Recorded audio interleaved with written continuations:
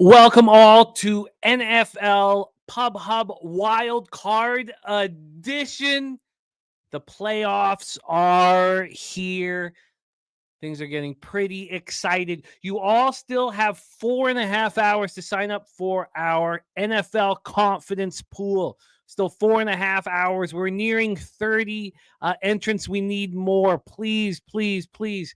Sign up for our NFL Confidence Pool. The more cappers that are involved in it, the more opportunities we'll have to keep doing them in the future. So please, please support our big NFL Confidence Pool. You can sign up for it right now. You can sign up for it right now. So please join us and compete. $50, 13 slots. Your most confident slot being your 13. That's worth 13 points. Your least confident one. It's just straight up, and there's a ton of strategy that goes in. So please join us in our confidence pool. And thank you to everybody who signed up for the confidence pool. It makes it so much fun, and we'll be able to talk about it throughout the playoffs. What a show we have for you guys today. We have LJ from H-Town hitting leadoff. Clint McLean up second. The Nuke Worker returning. Nuke Worker's only made one appearance here on NFL Pub Up. He's been an absolute monster on our live streams. He had a tough week when he joined us during the regular season. We're bringing him back for the first round of the playoffs. The Big Ragu will be joining us fourth. Nicholas Earl, star of the Earl Brothers Sports Betting Show, will be rocking with us. Mr. Goster. Then we have the winner of our NFL Cappers contest, Nunya, 55-33-2 against the spread. It beat Guillermo and Sharpie by a point from last year and beat Peter by 2 points from year one. The finest performance we've had in 3 years of the NFL Cappers contest. Nunya will be making his NFL Pub-Up debut, and then Ramon Scott will be headlining this affair. Thank you guys so much for joining us. Thank you to all of you who are now coming over from our huge starting five basketball show. That means so much to us. So shout out to all of the guys capping basketball here as we speak. 12-4 in my last 16 in NBA, running very, very nice. Flea Mathis in the house. There's Swiggy, Ronnie Lofton, Tariq B, Harold Williams, and there's Nunya in the house, our champ. And there is the Nuke Worker. We're gonna have a bunch more comics. Sorry, still a community. Much more cappers coming over, joining us from our basketball show. Ronnie Lofton ready to go. Says, "Oh, Ronnie, I'm so sorry." Says, "The house I spent my first 18 years is no more. Whole neighborhood leveled.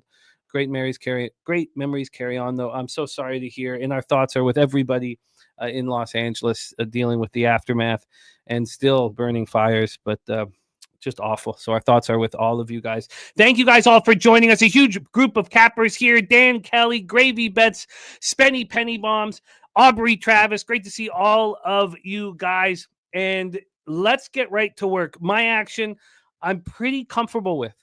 I just added the Buccaneers -2.5. I have Denver +8.5. I have Green Bay Philly under 46. I have a Moneyline parlay with the Ravens and the Eagles at -139.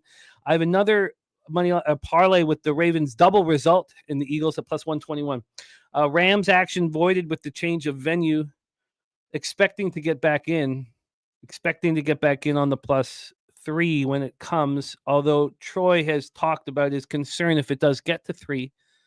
So decisions will have to be made around what we do now with our Rams action. So that then leaves me with just 5 bets on the card, but I expect the 6th joining us here shortly. Notable injury reports, of course, as we talked about all week, we knew Jalen Hurts was going to clear concussion protocol. He did. Jordan Love will play through his elbow injury. Zay Flowers is out with a knee injury. Marshawn Lattimore, Commanders cornerback, is good to go. Now it's a lingering hamstring injury. Will we watch him, limp off the field at some point in the second half? Those of us on the Buccaneers are hoping so.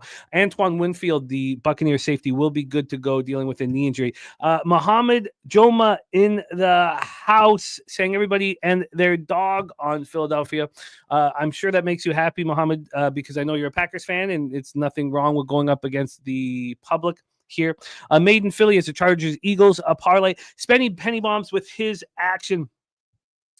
And look at that, Kent Davies. Kent Davies just rolling right now. Look at this guy. Up 30K and now in the air, about to land in Vegas in about 2 hours. Got tickets to the Golden Knights game tonight. I am on the Golden Knights -1, expecting them to bounce back after the debacle against the Islanders. But this is a football show. Let's get to work, Kent. I have copied and pasted that. It puts a big smile on my face. For those of you who want to run with our guy Kent, Join us in San Antonio for Pub Up Palooza 4. There's Bet L1L in the house. Great to see you. Let's get right to work. Philly not messing around. All right, let's roll. You're up 30,000 kilometers in the air. Damn it, Kent. I thought you had just picked up 30K over hardcore gambling action, and we're now just flying direct to Vegas. I like my story better than yours. Let's stick with mine. All right, let's go. Let's bring on our first guest hitting leadoff. It's been a roller coaster campaign for our first guest. 53-52, down just 0.25 units with 105 NFL bets. It's very, very impressive. And he's had many giant weeks. One of them was week 15 here when he went 9-4 plus 5.74 units. We didn't get him for week 16 and 17. It's great to have him back hitting leadoff for us. Please welcome from Houston, star of the Raw Words podcast. Please welcome our guy, LJ from H-Town.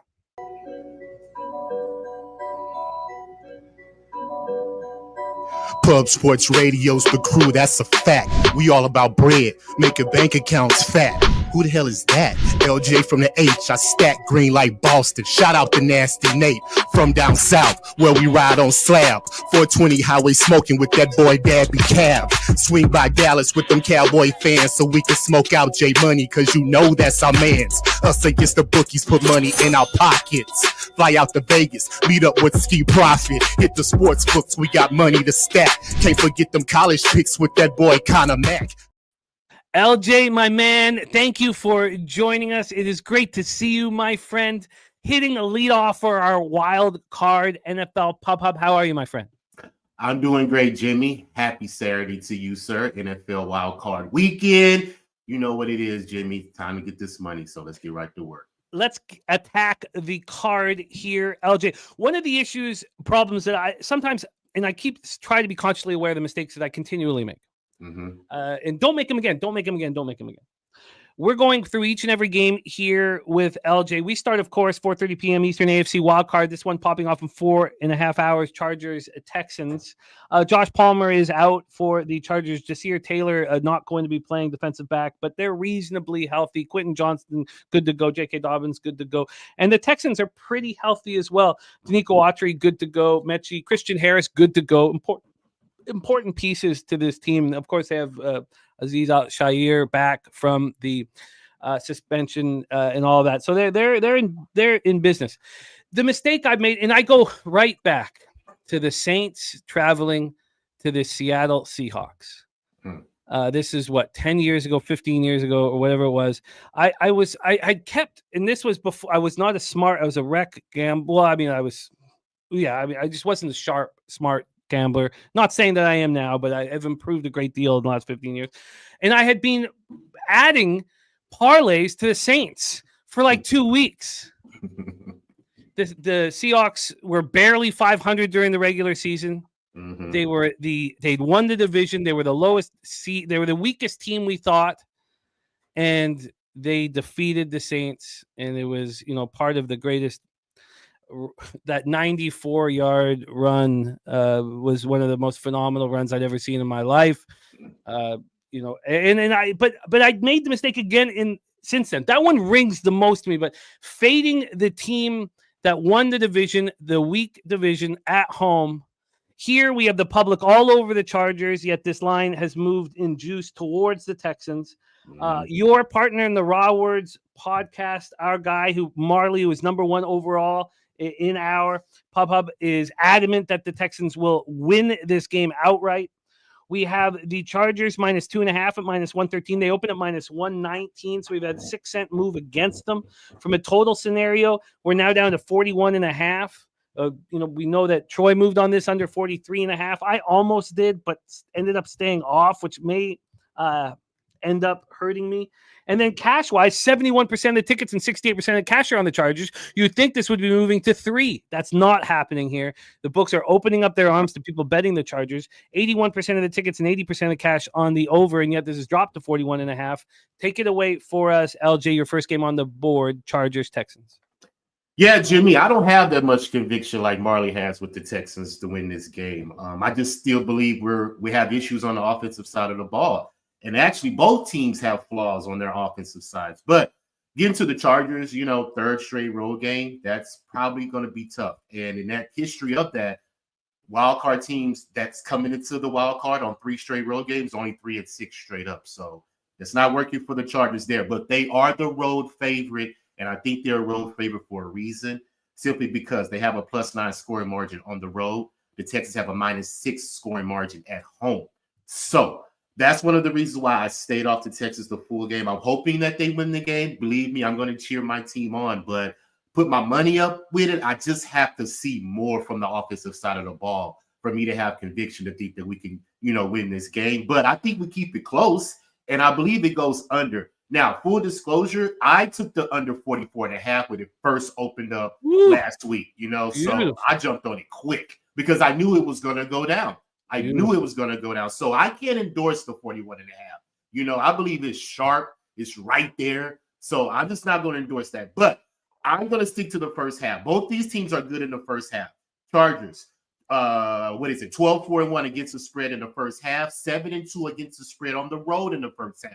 Houston, 13-4 against the first half in the first half, 6-2 at home in the first half. So both these teams are very good early, but the fact that the Chargers have success with Herbert, 12-4 against the spread in the last 16 games as a road favorite, I believe that I'm going to lean more the Chargers' way, but I'm not going to put money on it just because I don't want to bet against my team. But let's just stick to the first half, Jimmy. I'm expecting Texans to score early in the first half because in the second half, they're ranked 30th in second half scoring. So first half, over 9.5 points, -140 is what I'm going to take for right now. I know it's juice, but hey, I believe it's worth it. I believe the Texans get 10 points in the first quarter. They get a touchdown. They get a field goal. We cash that 10 points. I believe Nico gets a touchdown because I took that at +150 because I think that's the only weapon that CJ has for us throwing the ball in the secondary. The Chargers have a good pass defense, and they have a nice pass rush as well. So it's imperative that the offensive line protects CJ Stroud.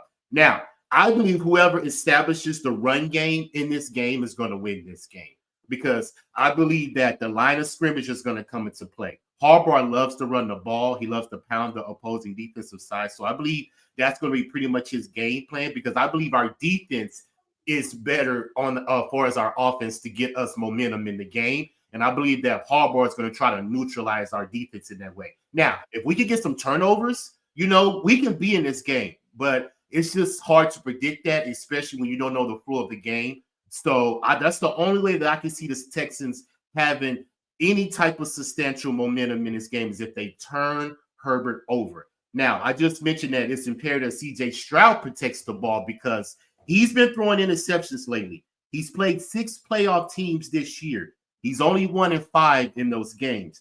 And those games, he threw an interception against the Ravens. He threw one against Kansas City, to Detroit, to Buffalo, and the Vikings. All those are playoff teams coming into this game. The Chargers, 7 out of the 9 road games, Jimmy, they have cashed an interception. So I have over a half interception for CJ -134, but I don't want to make it official. That's just something personally I bet, just to throw that out there in case anybody else want to look at it and see. But as far as the scoring, over 3.5 field goals +100, making it official because I believe both field goal kickers get 2 field goals in this game. And I believe that both teams feel each other out. But at the end of the fourth quarter, if the Texans have possession, I believe that we can cash a field goal to either win the game or take it to overtime.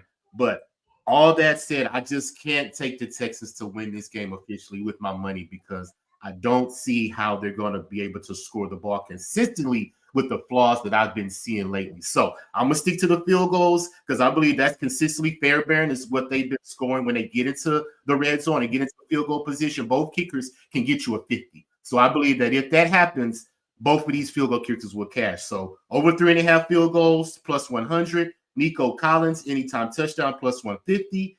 And first half over team total for the Texans, 9.5 points, -140. You are in business. Texans first half team total over 9.5. And that was -145? 140. -140. And then the touchdown prop +150, field goals at +100. The important spots that we talked about, on Tuesday that also LJ talked about, Texans offense weakest in the playoffs, 21st in EPA per play. But it was the trends. As LJ talked about, Chargers playing their third consecutive road game. So since 2003, teams on the third game or later of any road trip are 45-71 straight up. That's 39%, 5-12 over the last 3 years. And when the game is played in the playoffs, 11-27 straight up, just winning 29% of the time. Now, Herbert on the road is a favorite. It's been very good. 14 against the spread in his career, 7-1 in the last 8 games. And then, as we were talking as well here, this short rest, something that Harbaugh is 3-0 at this year, something that DeMeco Ryans is 1-4, 0-4 this season. So important notes there. LJ rolling. Okay, LJ, let's roll on. Next up for LJ, Steelers, Ravens, AFC wildcard, M&T Bank Stadium, Baltimore, Maryland, 32 Fahrenheit clear, 11 miles per hour. Thank you guys all so much for joining us. Moving over here from our great basketball show, the Starting Five. And also thank you to Dennis Garcia, who just signed up for our big confidence pool. Thank you to everyone who signed up. Please sign up. We need more cappers. We want to get at least 50 in it, $50, and only $3 goes to fees, 47 into the prize pool. Steelers, Ravens here. Zay Flowers out. Zay Flowers not available, unfortunately, for the Ravens, but they do have weapons for these Steelers. Cole Holcomb with the knee injury out, and so is defensive tackle, depth tackle Logan Lee out here. So let's get into the line history for this one. We have these Steelers right now at a 10. It's a 9.5 market wide. Here it opened up at +10 at -123. At that number, Pittsburgh's just -117. So we have had just a very small move towards the Steelers. The total is looking at a 44 right now. It's -107 to the over. This has come down from 46.5. And then cash-wise here, we have 43% of the tickets and 47% of the cash on the Steelers, 74% of tickets and 66% of cash on the over. Take it away, LJ, Steelers, Ravens. Yeah, Jimmy, I believe this is going to be a blowout. And I was listening to you and Troy when y'all were talking about the Ravens, and Troy said he took the Ravens to win the AFC. I'm right there with him. I took it +285. I did it right before the regular season ended. Just because I believe that they're the better team, and I believe they're on a mission in this playoffs. And when I saw how they lost to the Eagles and then they went on their bye, they've been rolling since. And I believe it's going to continue. First half, -6.5, Jimmy. I'm taking it. Pittsburgh is only 6-11 against the spread in the first half. And I believe the offense is going to struggle early. And facing a top 12 defense 6 times, they've only averaged 15 points. So I believe that the Ravens keep the Steelers under their team total, and I just don't see any type of way Russ Wilson is going to be able to score. And I believe he's going to make more mistakes than he's going to make positive plays in this situation. But like I mentioned, the Ravens, since the bye, man, they've scored in all but one quarter in these games, 30-plus points in each game. Now, they don't have Zay Flowers, I understand, but they still have Mark Andrews. They still have Isaiah Likely. They still have guys that Lamar Jackson can get the ball to. So I'm definitely going to take Lamar Jackson over 1.5 touchdown passes, -130, simply because he's been doing this the last 8 weeks, at least 2+ touchdown passes. And I'm going to take his rushing yards over 48.5 rushing yards, -114, just because he's had at least 50 rushing yards in 5 of his 6 career playoff games. So Lamar Jackson is going to be the difference in this game. He hears all the noise about his history with Pittsburgh. So, hey, he's going to dispel all those things today. And I believe that they jump on them early and often, Jimmy. 3-14 straight up teams when they're a touchdown underdog in the playoffs. And home favorites between home favorites 7+ more points, 62% against the spread in the wild card weekend history. So all those points to me, Lamar Jackson 20-5 in the games, at night games at home. And like I said, they're battle tested. They played 9 playoff teams. Well, they played 9 playoff games this year versus teams because the Steelers are in their division, so they played them twice. So they are 7-3 in those games versus playoff teams. So I don't see anything changing. Wild card favorites at home, 9+ points or more, 10-1 against the spread, averaging 17 points in those games. So I'm on the Ravens early and often, Jimmy. -1, my first half, -6.5, full game, -9.5. And I'm on Lamar Jackson's rushing yards and his over 1.5 touchdown pass. So we're making the full game official as well. Yes, sir. Okay, It's gonna so be a blowout. we got the 6.5 here at -110, the 9.5 as well at -110. We have the Jackson over 1.5 touchdown passes at -130 and over 48.5 rush yards at -115. That correct? Yes, sir. You got it. And, Birdie in the chat, we got to be quick here. And I wish we had more time with the OJ, but Birdie in the chat talking about how he's backing the Steelers money line and on the spread. The underdog, when Mike Tomlin faces Harbaugh, is 25-9-3 against the spread, but just 1-2 in the postseason. And then in Flowers' impact on the field, he has had a 24.1% of the Ravens' target share. He's not going to be in the lineup. Then we also have the Super Bowl winning quarterbacks, 61-24-2 against the spread as an underdog in the playoffs. Of course, Russell Wilson does follow that. Then you also have, of course, Tomlin, 38-14-2 as a dog in AFC North contest, 13-3-2 against the spread versus the Ravens. But when he's a big dog, this is the biggest of his career, it's a little different. Steelers are just 3-14 straight up and 7-9-1 as an underdog of 7 points or more. And as a dog of 8 points or more, 1-8 straight up. But I guess that would be expected. So a lot of interesting angles there. We roll on. Next up for LJ is Sunday. AFC wildcard, Broncos, Bills, Highmark Stadium, Orchard Park, New York, 31 Fahrenheit, snow, 9 miles per hour. These are two very healthy football teams, which is great. It's refreshing. Both Troy and I moved on the Broncos. He got a 9. I got an 8.5. Let's take a look at the line history here for this one. This 8.5 right now is moving very quickly to an 8. You will see 8s across the board here within the next couple hours. Right now, if you want the Bills -8.5, they'll give that to you at +103. They will give you plus money right now for the Bills -8.5. So you will see the rest of the market follow suit. We have a 48 -109 to the under. This opened up at 47, so we have a 1-point move there. And then when we get to the cash flow here for this next spot, 61% of the tickets, 54% of the cash on the Bills, 83%, 91 on the over. Take it away, LJ. We got to tighten up a little bit, but do your thing, my man. Take it away, Broncos, Bills. Yeah, Jimmy, we'll keep it short, man. We got a rookie quarterback on the road in the playoffs. Those situations are not good.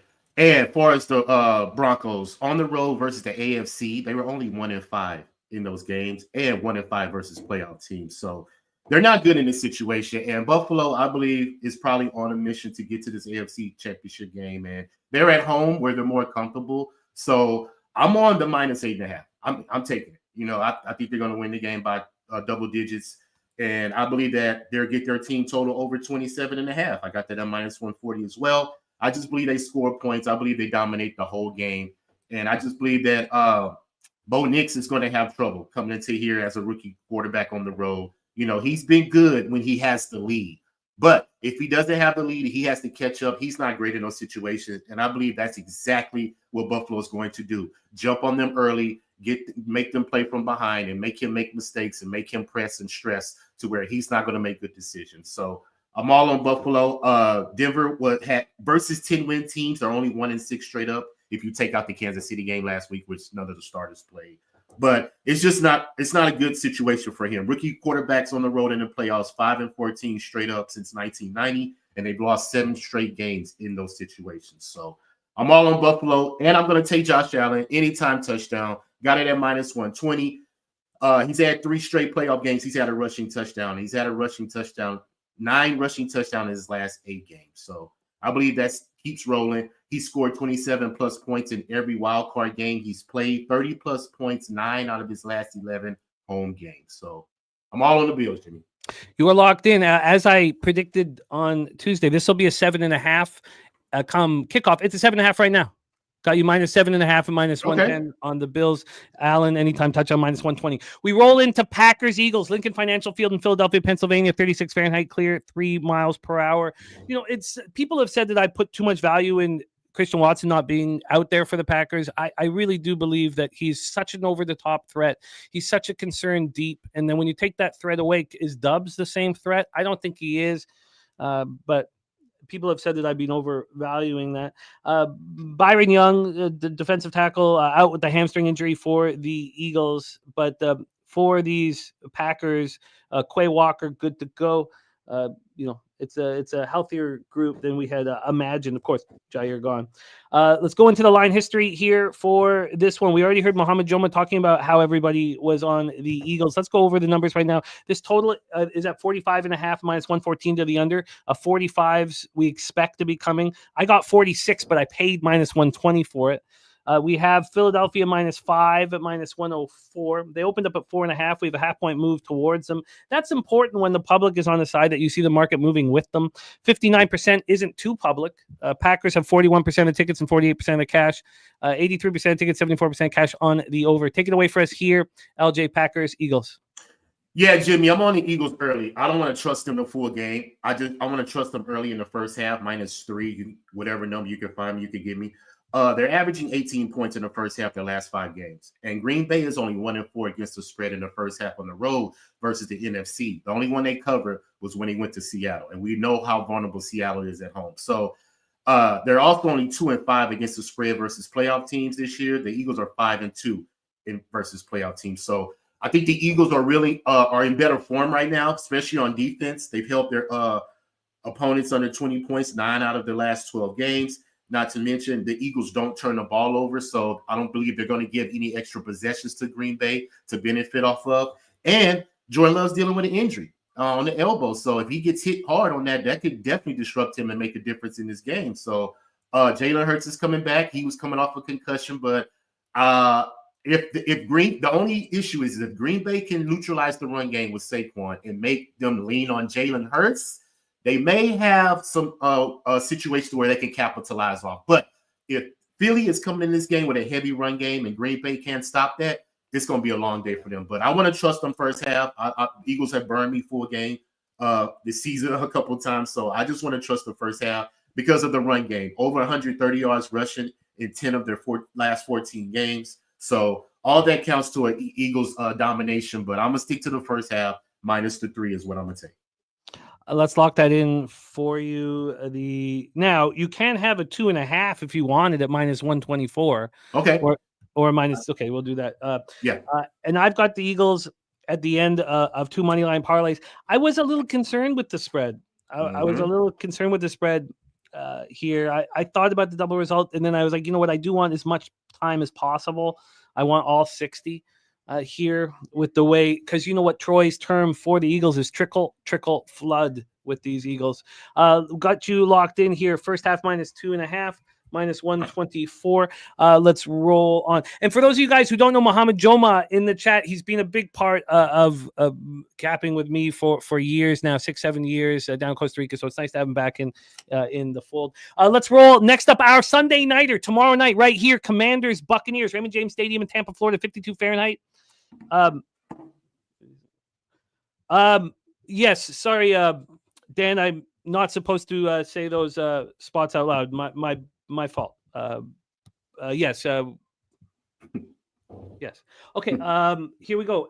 For a line history standpoint here for this one, and injury-wise, Marshawn Lattimore, good to go. Good to go. For the Buccaneers, the important parts, Antoine Winfield, good to go. Cade Otton, going to be out there. Mike Edwards, going to be good to go. These are very, very important pieces to both secondaries. Tampa Bay, right now -3 at -102. I did move on them -2.5. I did have to pay -123. I did that about an hour and a half ago. From a total standpoint here, we have a 50.5 -113 to the under. This opened up -109 to the under. We've had a 4-cent move towards the under. Cash flow wise, 72% of the tickets, 85% of the cash is on the Commanders, 75% of the tickets, and 80% of cash is on the over. Take it away, LJ. Commanders, Buccaneers.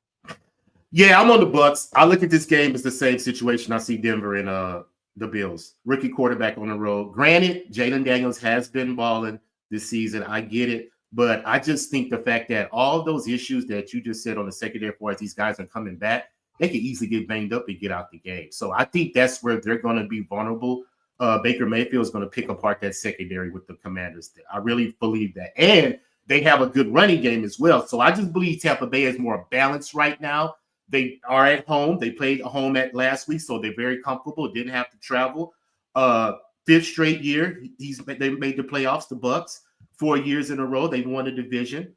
And like I said, rookie quarterbacks, they haven't been well in this situation. But I just believe in the experience that Baker Mayfield has in the playoffs. I just said they're comfortable. Both teams played their starters last week. Both defenses give up points. Both teams can pretty run the ball as much. But the Buccaneers have allowed under 100 yards rushing in 8 straight games. And that's where I think is going to be the difference. Jay Daniels is going to have to beat the Buccaneers in the secondary. He can take off and run too. And I like Speedy Bomb's prop over 48.5 rush yards. I like that because if he see a blitz coming with Tampa Bay because they're dialing up that blitz on him, he's going to find those lanes to try to run away and try to get these first downs and keep that ball moving. But other than that, I think at the end of the day, he's going to have to use his arm. And I believe that he's not going to have success because I believe Tampa Bay is going to have the momentum because I believe Baker is going to use his weapons that are coming back. So I'm also on Baker Mayfield's over 1.5 touchdown passes, minus 140 is what I got it. He's hit this in 5 straight games. And I believe that his weapons coming back were odd. He has Evans. He has Irving. He has some weapons he can get the ball to. So I believe the fact that they are at home, they're more comfortable. And also, another situation, Washington, if they jump on them early because they're 10-7 against the spread in the first half, they score most of their points in the first half, but they don't score no points in the third quarter. Now, if you want to take the Bucks to the second half, they're 13-4 against the spread. But all that I'm saying, I'm just going to stick to the Bucks minus the 3 full game. I think they take care of business. I think they put up points. I wanted to take the team total, but I think it's too juiced right now. But they played 3 out of the last 5 games at home, 2 in a row. I believe they're more comfortable in this situation. And home rematches in the season, they played the very first game of the season. 73% against the spread the home team is in that rematch. So Tampa Bay minus 3. Now you have the same situation that I had because I just moved on this. You want the 2.5 at minus 123 or the 3 at minus 102? Do 2.5. Bucks minus 2.5 minus 123. When after I moved on it, I thought,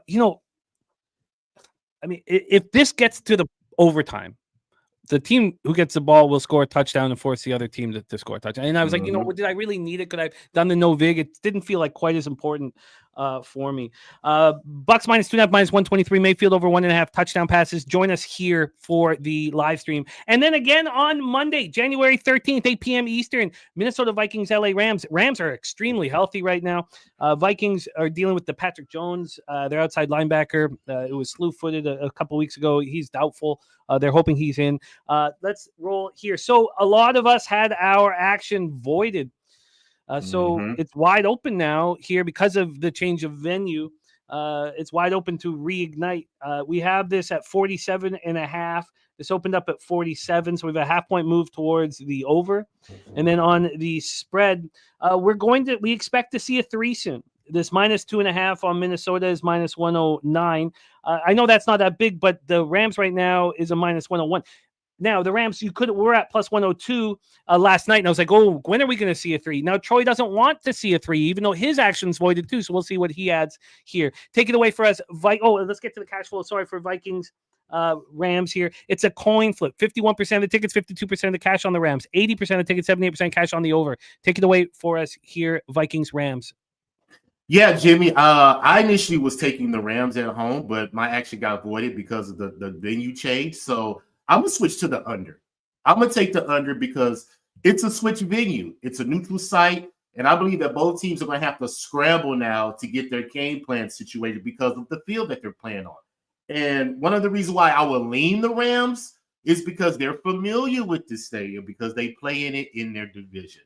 Vikings didn't play in the stadium this week. And like I said, they're on the road again, coming off that loss versus Detroit. I think they were shell-shocked. It's a lot that I saw versus the Vikings in that game because that was a playoff atmosphere as well. Now you got to go back on the road on a neutral site versus a team that you played earlier, through the season. I think you lost. They lost to the Rams, right? The Vikings? Didn't they lose to the Rams? They did, yeah. Yeah, so... Yeah, I'm looking at all the tendencies to the Rams, but I haven't made it official yet. We still have time to bet this game for us Monday night, but I officially took the under 48 just because of the change of the venue. So that's my official play for this game, but I will have more action when we come Monday night on the live. Under 48, that's going to be minus 116 as this has moved towards the under here. Okay. Drewski, I got 5 bets. Just go to my X handle. I beat a puck line by 50 cents. It's gone even more. I've never beat a puck line by 50 cents before. I beat money lines by a puck line by 50 cents. Under 48 in Vikings Rams. Bucks -2.5, Mayfield over 1.5 touchdowns. Eagles first half -2.5, -124. Bills -7.5, Allen anytime touchdown. Ravens first half -6.5, full game -9.5. Lamar Jackson over 1.5 passing touchdowns and over 48.5 yards rushing. And then Texans first half team total over 9.5. Nico Collins anytime touchdown +150 and the over 3.5 field goals at even money. Excellent work. We got to rock. We got to roll on. Went a little overtime. That was my bad scheduling. Nothing on you. Completely on me. And I won't need to set up the games anymore for our cappers, so we'll be moving quickly here. LJ, you're the man. Thank you so much for making time for us. Love capping with you, my friend. Please support the Raw Words podcast on YouTube and support our guy, LJ from H-Town, who tirelessly works for our benefit. Doesn't ask for anything in return, just wants us to beat the books. LJ, any last words for the cappers supporting the show? Hey, man, shout out to the chat, man, right? Ramon Scott, Birdie, all the guys in the chat, Nunya, all the OGs, Thomas McGee, all y'all, man. Hopefully y'all can win some money today. Let's enjoy this wild card weekend. And like I always say, Jimmy, let's keep cashing, my guy. Let's go. There he is, our guy, LJ from H-Town. Your next guest was extremely pleased with the change of venue, but we'll wait till the final game to talk about that spot. Please welcome the star of the Die Hard MMA podcast, our guy, Clint McLean, to the show. Clint, how are you, my man? Morning, Jimmy. Feeling good. We're doing this thing on a Saturday, but hey, we got football, we got fights, we got more football. It's going to be a great weekend. Oh, and I have an important family get-together tonight, and I've already been lectured over and over and over again about staying off my phone, and to the point where it glad it's not just me. It got in a bit of a fight. Got in a bit of nothing physical, but some things were said. Some things were said, and I'm upset. I'm so angry about. But let's stay focused here. Clint, my man, 23-27, but plus 3.49 units. You cashed with the Bears money line week 18 and the Panthers money line week 18. Who hurt you though? Your Minnesota Vikings. Yes, Your sir. Minnesota Vikings did hurt you, and I know that we're going to talk about that last, but let's get to work right now. Saturday, January 11th. You start with Steelers-Ravens. That's where we go to. You have 4 player props in this one. Take it away. We've already set this one up. Floor's yours, my man. So looking at my card here, Jimmy, I think I've only got 3 player props, and then I've got the teaser. So 4 plays total. Okay, I've got 5. Don't you have longest completion for both quarterbacks? Oh, I'm sorry. That one's too far down my list. You're right. I do have 4 player props. My bad. Okay. No worries. Let's roll, my man. So I'm attacking the prop market here on this one, Jimmy. We've seen the way that these two teams historically duke it out with one another. We see a lot of unders with the Steelers and the Ravens, and even though the Ravens look like they're a Super Bowl contender, the Steelers just always play them tough. The Steelers have not been in good form, so expecting them to get it together in the playoffs against a team like the Ravens, that's a bit of a tall order. The Ravens defense looks like it's coming into its own, but it's had a bit of an easy path here the last couple of weeks. They've been susceptible to the passing game. This is one where I want to focus on the players. I don't want to focus on over or under because, frankly, Jimmy, in my opinion, this game could go either way. We could see an absolute shootout if these teams feel like it. We could see an absolute grind if these teams want it that way. So I'm just going to focus on the players I think are going to get the ball and going to get some action. First off, I like Pat Freiermuth over 3.5 receptions. It's juicy, it's chalky, it's -165. But basically, the receivers for the Steelers are non-existent at this point. They've had a real hard time really getting anybody involved, and if you can cover George Pickens, then that's basically the only other option for Russell Wilson is to find the tight end. And finally, he figured that out in the last game. The Steelers are going to have a relatively soft passing defense that if they can get some kind of mojo working here, the Ravens will give up passes. I think he'll be the check down option. I think he'll be the quick dump off option, and we're going to get over 3.5 receptions with the tight end, Pat Freiermuth. Now, on to Russell Wilson, continuing on that line there. I took his longest completion over 35 Jimmy. It's minus 110 for that. And that's simply a play on Pickens having a deep ball at some point in this game against the Ravens defense. We have seen that happen many, many times. Even if they're blowing their teams out, they're up by 3 scores. Eventually, they just get a little sloppy. They just get a little lazy, and they let the team kind of knock on the door. They get 1 touchdown. They don't care about that kind of situation. Looking at the long receptions for Pickens over the course of his last couple of games, now he didn't have one against the Bengals, but before that, it was against KC, 41 yards. Before that, it was against the Bengals, 36 yards. Cleveland, 31 yards. Baltimore, 37 yards. So in 4 of his last 5 games, he's had an over 30-yard bomb connection with Russell Wilson. Considering the playoffs are on the line, considering I think the Steelers are going to be behind and needing to make up ground, I'm going to take that long reception over 35.5. Matching that on the flip side, I'm going to take Lamar's over longest reception, Jimmy. That's over 36.5. So I need another yard for Lamar on that one, but this guy's balling out, Jimmy. Lamar is absolutely making a case for MVP. They're going on a Super Bowl run. They're doing their very best to show off. And frankly, he likes to show off. And we've seen Bateman streaking down the sideline before. I think we could see things mixed up and have a little bit of running type of game, keep it low scoring, and then both these teams look for the deep explosive at some point during the game. If you go 1-1 on these 2 deep ball plays, you walk away without a scratch. If we get 2-0, I'm feeling pretty good about it. So I'm playing both quarterbacks to hit their long reception over 35 and over 36.5 respectively. Finally, we're racking this thing up with Mark Andrews anytime touchdown plus 150.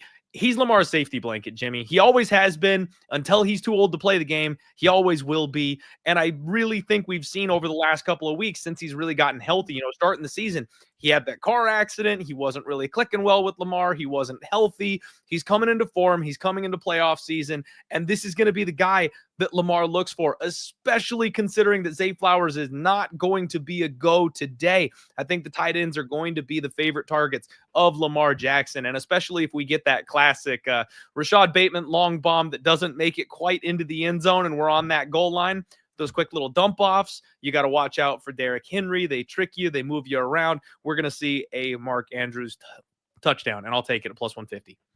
You are locked in. Wilson longest completion over 35.5. Lamar longest completion over 36.5. Mark Andrews touchdown at plus 150. And Farmouth over 3.5 receptions at minus 165. We have our guy locked in. Next up, we head to Denver Broncos, Buffalo Bills, a rushing prop for you. An interesting one. Take it away, my man.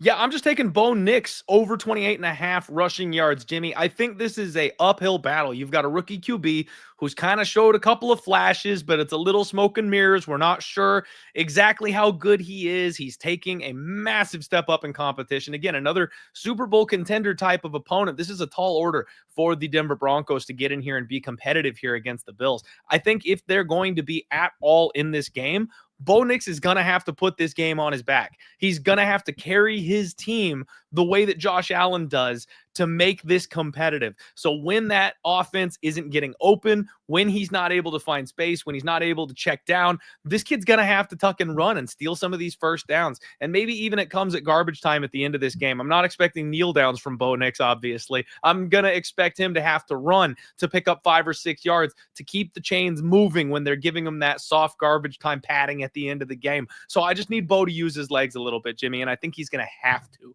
So give me that over 28.5 rushing yards for Bo Nix. You are locked in. Bo Nix rushing over 28.5. Then we move on to Packers Eagles.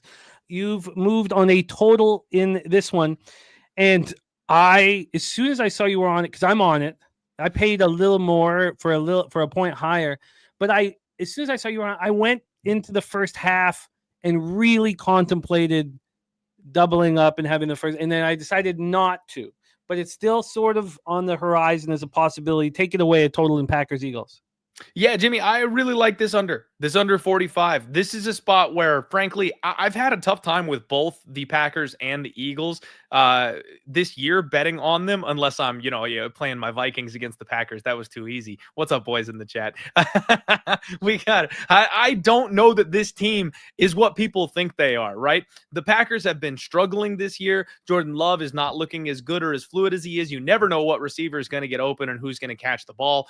And then you now have no Christian Watson. So you've got got no field stretcher. I think that the offense for the Green Bay Packers is going to be very, very limited in this spot. The Eagles defense is very stout. It's very good. And with one less weapon to focus on, I think the Packers are going to have a tough time moving the ball. Now, you've got Jalen Hurts, who's coming off a concussion. They're going to look to protect their quarterback. He's not going to be out there. At least I would not expect him to be out there running all over the place, diving for first downs, slinging the ball down the field. You know what I mean? He's coming off an injury. He's coming off a bad concussion. And if you're looking to make a Super Bowl run, you're going to need your star quarterback healthy. What do you do to protect him? You hand the ball off to potentially the player of the year in your star running back, and make sure your quarterback doesn't get his head involved in any of these plays. I think we're going to see a lot of ground and pound from both these teams. I think this is going to be a chess match where the Packers know they cannot boat race the Eagles to stay live in this game, and the Eagles are going to look to ground and pound it out and keep the Packers offense off the field. Give me under 45, Jimmy. I just think we see a low and slow. Let's give that to you right now. You can't get a 45.5 and minus 114 if you want. Yeah, I'll take it. Why not? Give me the hook. 45.5 minus 114. We move on to Commanders Buccaneers, and you have a total here in this one, an interesting one. Take it away. Raymond James Stadium, Bucs hosting the Commanders. Yeah, Jimmy, this is the one that's going to make my butthole pucker just a little bit. I'm going under. I'm going under on the Commanders and the Buccaneers, and I know that sounds crazy. There's so much firepower on both sides of these offense. The Tampa Bay Buccaneers defense, you can pass on them. But what we've seen from the last couple of weeks is Jaden Daniels is regressing a little bit, okay? He's a rookie QB. Let's not forget that. As incredible as he's been, as amazing as he has been, he is a rookie quarterback, and it's his first shot in the playoffs. It's a big, big stage. We know defense wins championships. These teams are going to lock down. You're not going to get the 60-point totals that you see in the regular season because it's the playoffs. They're going to make sure they're game planning and making sure these games stay under. He has not been able to complete his passes quite as well as he did earlier on in the season. So even the Bucs defense being a little sketchy to the pass, I still think they're going to find a way to shut some of this down. Now, the Washington Commanders, they've got Marshawn Lattimore, so we know the Bucs are going to have a battle on their hands trying to get the ball to their main weapon in Mike Evans. So what does that mean? You ground and pound. They've got a very healthy rookie running back, a guy who's done absolute wonders and huge numbers week in and week out on the ground. So again, just like the last game we talked about, Jimmy, I think the Buccaneers are not going to want to engage in a shootout. They're going to want to control the ball. They're going to want to run it with Bucky Irving and not give the Commanders a chance to come back in this game late the way we've seen them in the past. Now, maybe they do that, but I'm willing to roll the dice that we're too far under at that point before the third and fourth quarter shenanigans get going. I'm going to say under 50.5 and just hold my breath here on this one. Oh, I love it. Absolutely love it. You are locked in. It's going up against the public on the over, and it has dropped to 50 at some books. We can't get you that 50.5 and minus 112 offshore. It's a very interesting look that I will be studying as we get closer to the live stream. Swiggy letting us know that Pete Loshak has just signed up for the confidence pool. Thank you, Lodels Loshak. There's still time to sign up. Please sign up and join us. We're getting close to 30. We're probably right around 30 now, but we want 50. We want to go to 100. We want more people to sign up. So please go to pubsportsradio.com. Jose can pop the link here on the channel and maybe leave it up at the top. Jose, my man. But there we go. Now we have the big one. Now I know we both have a lot of our friends in Los Angeles, and you have been very concerned about the fires and our friends over there. The change of venue here in Vikings Rams did offer you one of the greatest opportunities, though, that you may have in sports. Getting a chance to see your Vikings in the playoffs against the Rams is what a wonderful opportunity. So this is the first Die Hard MMA podcast that will be rescheduled, and for the right reasons. Our boy going to be cheering on his Vikings at State Farm Stadium in Glendale, Arizona. As we said, two very healthy teams. We've got side and two player props, three really, because you have two within one spot. We've already set this one up, so take it away for us, Vikings Rams. Yeah, Jimmy, this one is really, really tough for me. Obviously, it hits home. I've been bold on my Vikings all year long, and congratulations, Lions. I will go ahead and tip my cap to you guys, but let's face it, I'm free rolling on my Vikings as far as playing the money line throughout the year here in 2024, 2025. So I'm still feeling good. And frankly, that was the absolute worst offensive performance the Vikings could have put on film. The bottom of the barrel, Jimmy. And I got to tell you, when you've got an entire season of film showing what this team is capable of, and then you have one game under the brightest lights against the biggest opponent, against the Super Bowl caliber type of team, and they lay an egg. That is not the average. That is not what you should expect from this team in general. Now, the first time we played the Rams, it was one of the worst scheduling spots ever, okay?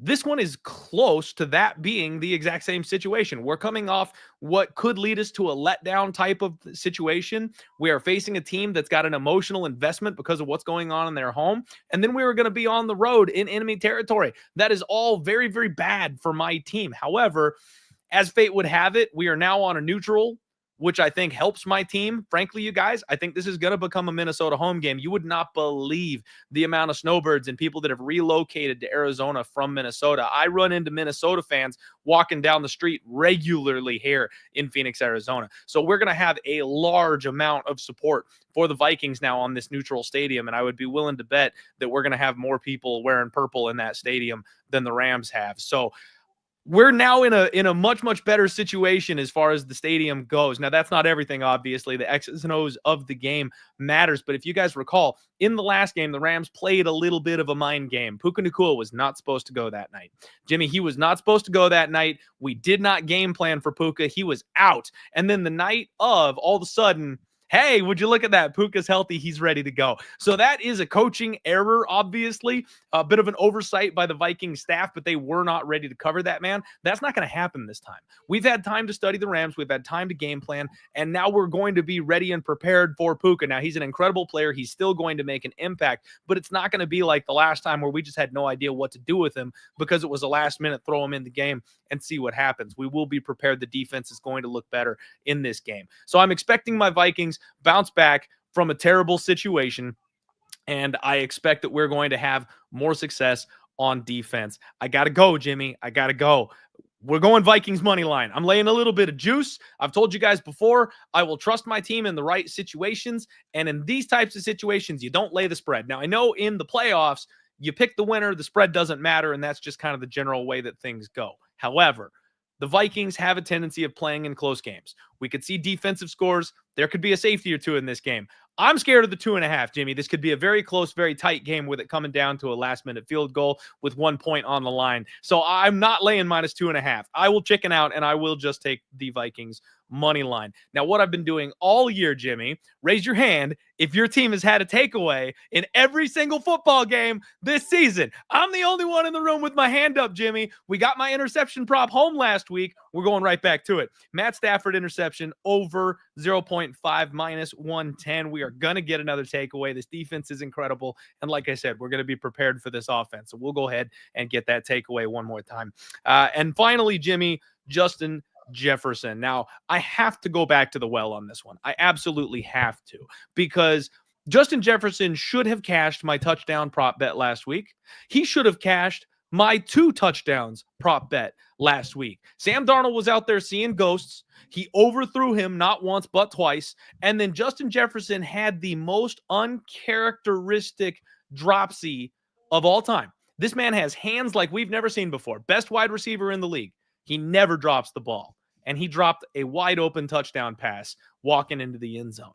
He's going to make up for that. So we're going Justin Jefferson anytime touchdown minus 120. Those boys are going to connect. We're going to get in the end zone. And our star player is going to make up for the mistake he made in the previous game. And I'm going right back to it with the 2 times anytime touchdown plus 550, because I could see this game being a bit of a shootout, Jimmy. I know a lot of these games are going to go under, but with the way these offenses play, and especially after that embarrassing performance where we could not get in the end zone, I expect Sam to come out gunslinging, and I think we might put a couple extra points up. So I'm going to go for that 2 times touchdown at plus 550 again. I'm guaranteeing the first one. I'm crossing my fingers for the second one. Stafford interception over a half. Vikings money line as well, minus 142. By the way, Clint has the highest average line of any capper in NFL Pub Hub this year, plus 425. To be up 3.49 units and have an ROI plus 6.98% with an average line of plus 425 over 50 bets is very impressive. Finish off, Clint. We got to be tight with your 6-point teaser. Absolutely. We've already talked about these games and we've broken it down, so not a whole lot of digging needs to be done on my part. You guys know I cheat on the teasers. I don't care if it's a perfect Wong. I'm going to tease the Ravens down with 6 points because I don't want to lay 8 to 10 points on them, but I do think they win this game in advance comfortably. I just don't want that giant number. And then I'm going to tease the Texans up. I do think there's a chance they cover the 3. I do think there's a chance they win the game outright. But again, I will be a coward and I'll take the extra points from 3 to 9 on the Texans. I cannot see them getting blown out. I don't like that the Chargers have been on the road for 3 straight games. I do not like a not young, but a fresh coach, first time back in the league with a team that's got problems on the road yet again, first time in the playoffs. I have a hard time seeing them win and then cover a spread of 10 in that situation, Jimmy. I think this is going to be a close game, and even if they do win, it'll be like a 6 or a 7 type of situation. My 9 will get me home there on the Texans. You are locked in. Unfortunately, I think it's going to have to be an 8.5 for. Ooh, did that number drop? Yeah, I mean it's a 2.5 here, depending on. I'm seeing DraftKings still has a 3 up. I can get the 6-point teaser there. Okay, let's do it then. Cool. Thank you for that. We'll yep, give you minus 120. Beautiful. You're locked in. 9 and the 3.5 on the Ravens. Vikings money line, Stafford interception, Justin Jefferson touchdown and 2 touchdowns. Commanders, Buccaneers under 50.5. Packers, Eagles under 45.5. Bo Nix over 28.5 rush yards. Wilson longest completion over 35.5. Lamar over 36.5. Mark Andrews touchdown. Freiermuth over 3.5 receptions minus 165. Coming off a 6-7 week in week 18, but plus 3.75 units as he banged home the Bears money line, the Panthers money line. Excellent work, Clint. Thank you so much for your time. Have an incredible time Monday. And everybody, please support the Die Hard MMA podcast. Tell them where they can find it now as we're changing in 2025. Let everybody know, my man. Absolutely. Appreciate you guys. Love you guys. As always, I'm on my own YouTube channel now. So the Die Hard MMA podcast, you're going to have to find me as a creator online. It's the same handle on all social media platforms. It is always on Monday nights. However, because of this game, we've got the opportunity to go. My family that I married into from Minnesota, we got my father-in-law tickets. He about died. We're going to take him to the game and hang out with the family, cheer on the boys. So because of that, for the first time in 6 years, I'm actually moving my podcast this week to Tuesday night. So this week we'll be live on Tuesday to break down UFC 311. Big pay-per-view card coming up. I love it. Thank you so much. Please support our guy, Clint McLean. We're running a little behind. I apologize to the cappers backstage. I will try to move things along quickly. I'm very excited to bring out our next guest. He's been absolutely smashing our live streams, destroying our live streams. We only brought him on once, week 5 of NFL Pub, and he struggled in that week. And unfortunately, we just gravitate towards, getting the winners back on. But he's been winning nonstop in our live streams. I'm so excited that he's getting another opportunity here to rock with us. Please welcome, formerly of Darlington Nuclear, our guy, the Nuke Worker in the house. Nukey, baby, what's happening, man? How are you? I'm doing good, Jimmy. How are you?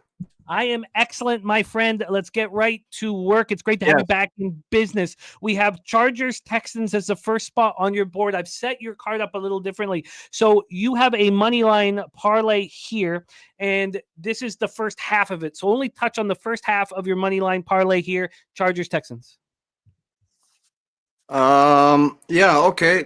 I'm just trying to find my stuff here. Hold on. The Chargers. No worries. Yeah. No worries. No, I got Chargers, Rams. Yes, you do. Oh, I'm sorry. Yeah, I see what you're saying. Okay, Chargers. Yeah. Yeah, I think I took the Chargers simply because I believe they're the better team, and Houston hasn't played good the last few weeks, and definitely the Chargers led the league in scoring defense. I think they have the much better defense. So I'm not going to worry about the point spread here. I'm just gonna jump on the money line, and yeah, I've got them parlayed. So we're tying your LA Chargers to a money line parlay on the Monday night Vikings Rams game that's being played over at State Farm in Arizona. Take it away here. The second leg of your money line parlay. Yeah. Okay. So yeah, I know the game was moved, and a lot of love for Minnesota, and just because but like I think it was LJ said, they played last Sunday night against Detroit. Tough game, short rest, and then flying to scheduled originally for LA, and then now going to Arizona. So I just think the Rams. Actually, if you notice, my parlay here is both LA teams. Just sort of a feel-good parlay, if you will, but I just believe both teams can win. And yeah, so I went there. It was I've got it plus 270.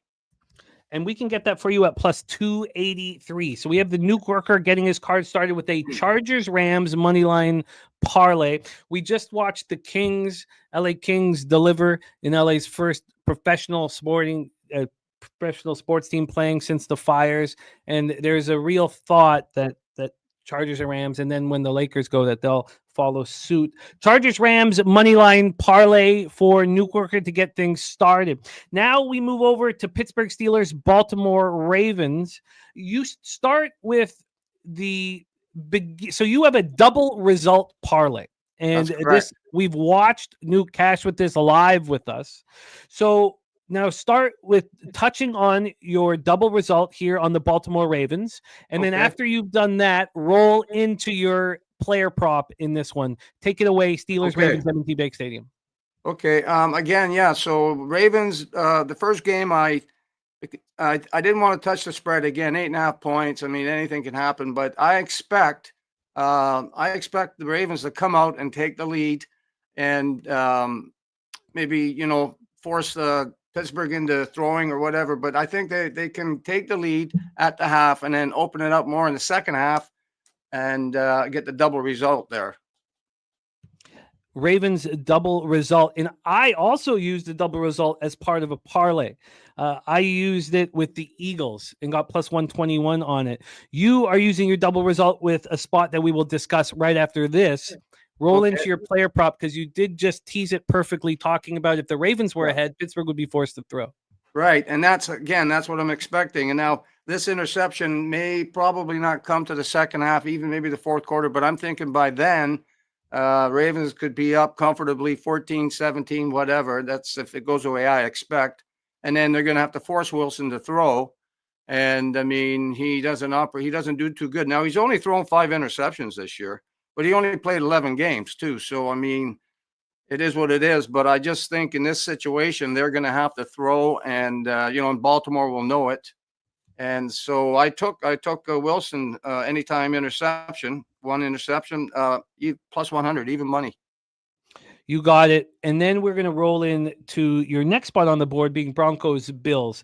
You've tied the Ravens double result with the Bills double result. Expand on that and then roll into your player prop for this one. Okay. So again, it's the same kind of thing. I didn't want to touch the point spreads here, like 7 or more, you get nervous, but again, I think Buffalo can get off early. And I don't think Denver have with Bo Nix. I mean, I know they've had a good season and good, story and feel good story, but I mean, this is Orchard Park, 1:00 on a Sunday. I don't know the weather. I believe there's no snow. So at the end of the day, I think they get the lead early and hold on for the half. And then same thing as with the Baltimore. I think they'll, because what do you call it? Denver's going to have to try and chase, if you will. And I just expect mistakes.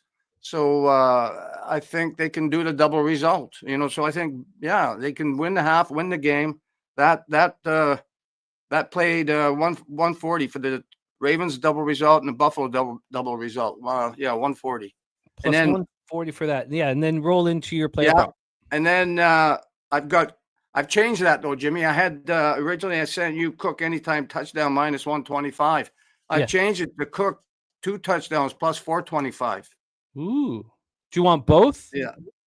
No, I'm going to scrap that first one. Okay. Take it away. Keep Cook 2 touchdowns at plus 425. Nuke going for the big score. Touch on it. Yeah. So the reason is, he scored 16 touchdowns in 16 games. And I think, again, like if my plan goes according, Bills will have built up a lead, hopefully, and then they may just try to run more. And if they can get down in the red zone, I expect Cook to get one while they're still in the game, and then he might get a second one late in the red zone. And the plus 425 just made more sense to me than I expected him to get one, but it was minus 125, and I just think there's more value in the 2 touchdowns here. Great stuff from our guy, the Nuke Worker. Now we close on a big score money line parlay, and we start with Packers Eagles as the first leg of this money line parlay. This is a fascinating spot. Can't wait to hear your breakdown.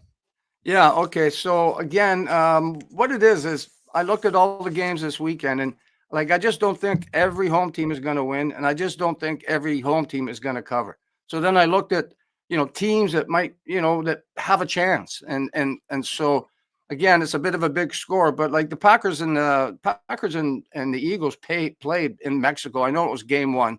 But so they know each other somewhat, and I know all the stories. We won't go through it with Hurts and a concussion and Love with a sore elbow. But I just think the longer this game goes on, if it stays close, then the Packers will get more confidence. And I just think that if there's going to be upsets, because not everybody's going to win. I think this might be the one because Hurts hasn't played for 3 weeks. I think his last game he played week 16, I believe, and he missed most of that. So anyway. He's been off 22 days. Is he just going to walk back in and be Jalen Hurts? I think it was LJ or maybe Clint said that they're going to just try and somewhat protect him and give the ball to Barkley. Well, that Green Bay know that. So I'm just going on a flyer that not some dogs are going to win outright. And so the Packers were one of them. And if they do, you will be in the driver's seat in the confidence pool, I am certain of. Let's roll on to who you are tying the Packers money line with. It's our final spot on the board for Nuke. It's our Sunday night live stream. Commanders, Buccaneers. Take it away, my man. Yeah. Again, this is another situation where, again, you got the Jalen Daniels coming in. I know he's a rookie quarterback, and Tampa's on a hot streak. But again, I think that even if Tampa win, I think they'll keep it close, Washington. And the longer it stays close, then the better chance that they'll think they have. And if it stays close into the fourth quarter, I think they can pull it out.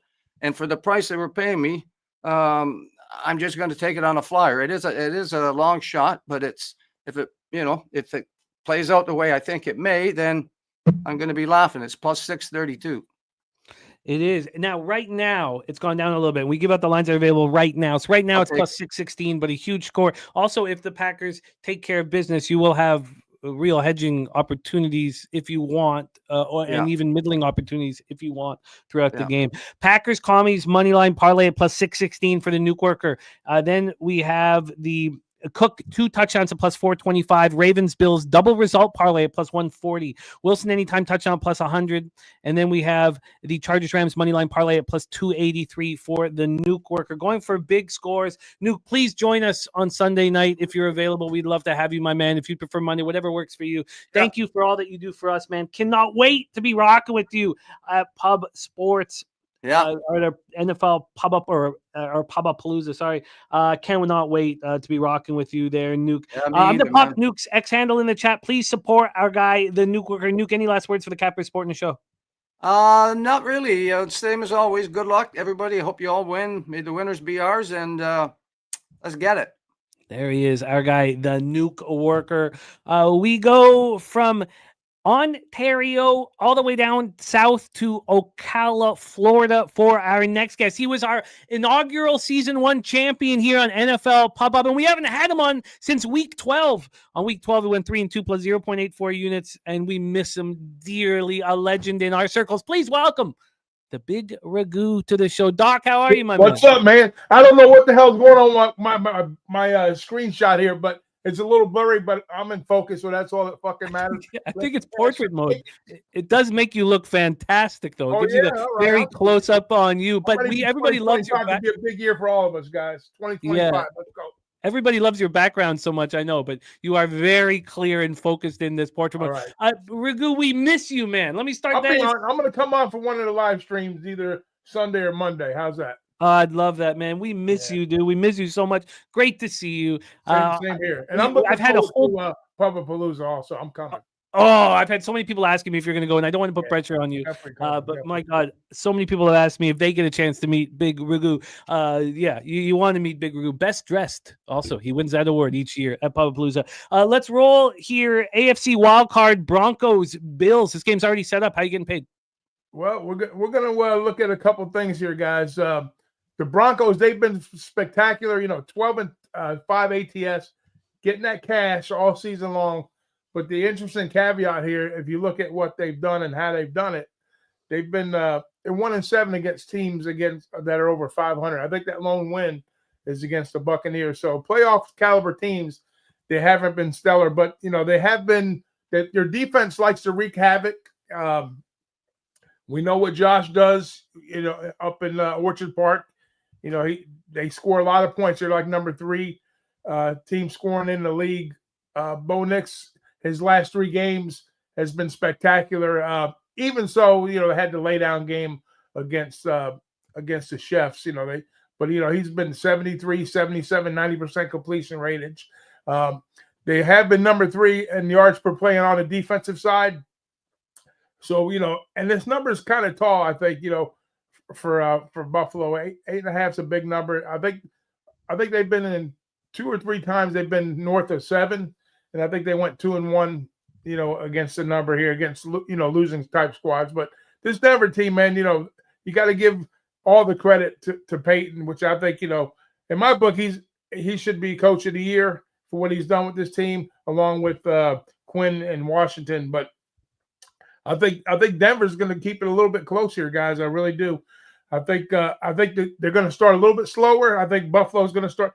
Buffalo has been known to start out slow early on, so I think I'm going to be on the first half under here. I think the defenses are going to dictate the pace early on. And you know what? I think Buffalo, even though they're scoring like 30 points a game, I think Denver's going to keep them just a tad under 28 points here. So I'm going to take the team total under on Buffalo, also 28.5. So I'm going to look at the first half under 23.5 and a team total under Buffalo 28.5. And also I like Sutton to get an anytime touchdown. I'm not a big props guy, but I think he's going to play, they're probably going to get between 20, 24 points here. Full game, they maybe get a garbage touchdown late, and they backdoor that cover. But I'm not going to take the spread because it could get away from them because, like I say, all their wins have been against subpar teams as far as getting to the number ATS and straight up. So I'm looking at ATS have been excellent straight up wins. So I like Sutton anytime touchdown plus 135, full game team total under Buffalo 28.5. And first half under 23.5. Let's lock these in for you. That under 23.5 is no vig. You can't get the 24 at minus 121. 24. Let's get the 24 because 23. It seems like a lot of these NFL games always hang around at 24. It's either a 23.5, 24, 24.5 would have been really, really nice, but I still think it stays under 24. And what did you get on the 28.5 for the under? On the under, let me see. I apologize for that. No worries. It's just because they're only offering a 27.5 here offshore at plus 116. Yeah, I got minus 115 on 28.5. That makes sense. And then we have the Cortland Sutton anytime touchdown prop that our guy Doc got it at plus 135. Now that's available right now offshore at plus 163. Oh, so wow. We'll give you that bonus for cash there. Getting a lot of love from cappers in the chat. Ragu, we all miss you very much. First half under 24, minus 121. Bills team total under 28.5, minus 115. Cortland Sutton anytime touchdown, plus 163. That rolls us into Packers, Eagles, Lincoln Financial Field, Doc. This is a highly contentious game here in the chat. Take it away. Your thoughts. I bet. Yeah, I probably lean with the chat. I haven't read all the comments, but What can we say about what Green Bay has done during the season? That NFC North has been spectacular. 13 wins, 14 wins, 15 wins. I mean, who would have thought we got a couple wild card teams that are going to go on the road and play those type of games with those number of wins that they had? But it speaks volumes for what the Packers have done all season. But the knock on the Packers is, when they get in the postseason, as spectacular as LaFleur's been. Winning games and Love's play last year and this year, stepping up again, just there's nothing to hate against the Pack, what they've done here. Now, the question mark is, the vulnerability with the how quick does Philadelphia come out of the gates, with Hurts, coming off the protocol, not playing in a few weeks here. And then, Barkley resting a little bit, which, that's a non-issue as far as, health-wise. And Brown's nicked up a little bit too. So, they are vulnerable, without a doubt. They are vulnerable. And, it looks like the books are almost begging you with open arms to take Philadelphia -2.5 in the first half, right? So I think, here we go again. I think, you got a very viable team in the Packers that can move the ball down the field, not at will, but again, Philly's probably one of the best defensive teams in the NFL. But I think they might start a little slow out in the offense, which might put them in harm's way here, guys. So I think this is a live opportunity to take the Packers in the first half on the money line, and get a nice little juicy +150. I think Philadelphia wins the game. I don't think they cover, and I think the Packs cover the full game too. So I like the Packers on the plus side with the points, and I like the Packers in the first half on the money line. Wow, what a fascinating breakdown here. Let's lock in. I'm going to line shop, make sure that I got the best opportunities for you. But Packers first half money line is at +157. And then full game here, we can get you these Packers +4.5 at -102, +5 at -108, +6 at -126. What would you prefer? You got a 5.5 over 5.5 at -115. Yeah, let's do that. Let's do the 5.5. And then full game plus. And I like a Barkley prop also. I think I was watching Dami and DJ, and Dami kind of put me on this one too. I think Barkley is gonna have some receiving yards. Like I said, they're gonna start slow, and he can break off. He's gonna catch maybe like 2 or 3 out of the backfield today. So 10.5 receiving yards at -115 for Barkley.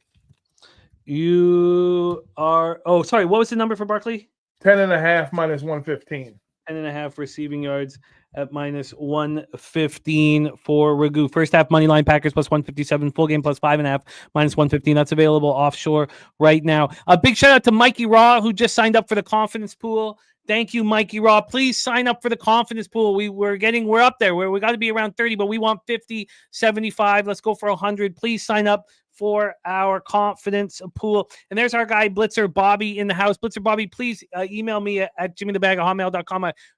We had a heads up action. He won $100, and I'd like to send it to you, Bobby. So please email me your PayPal information. All right, we roll on. Next up for us, Washington Commanders at Tampa Bay Buccaneers. Commanders, Buccaneers, the next spot here for Ragu. We've already set this game up. Take it away. Yeah.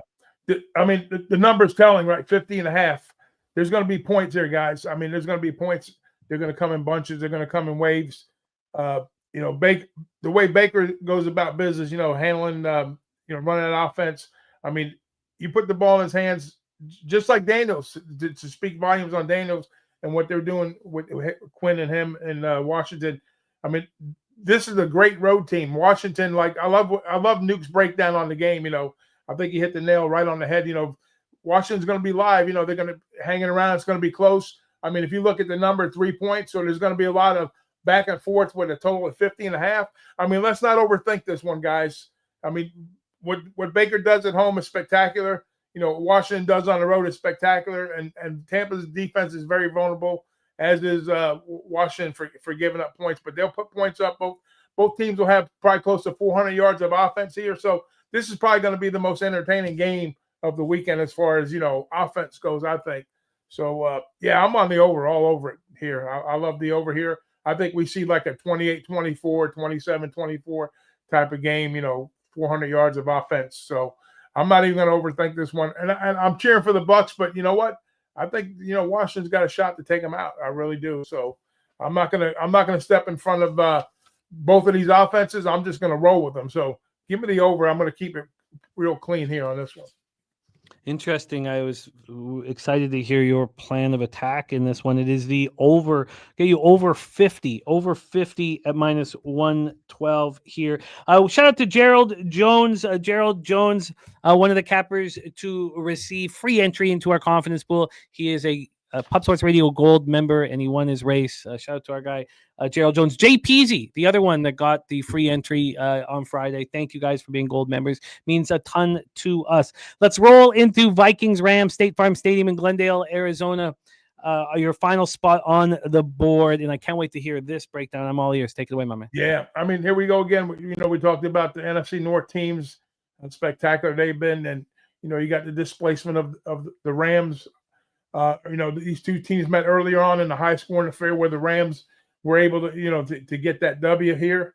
And then they kind of hit a little bit of stumbling block, with injuries and whatnot. But this is a team on the Rams side that has been there and done that before in the playoffs, especially on the offensive side with the key pieces that they have there. All the skill position players have playoff experience with Stafford, Super Bowl champion, McVay, what he's done.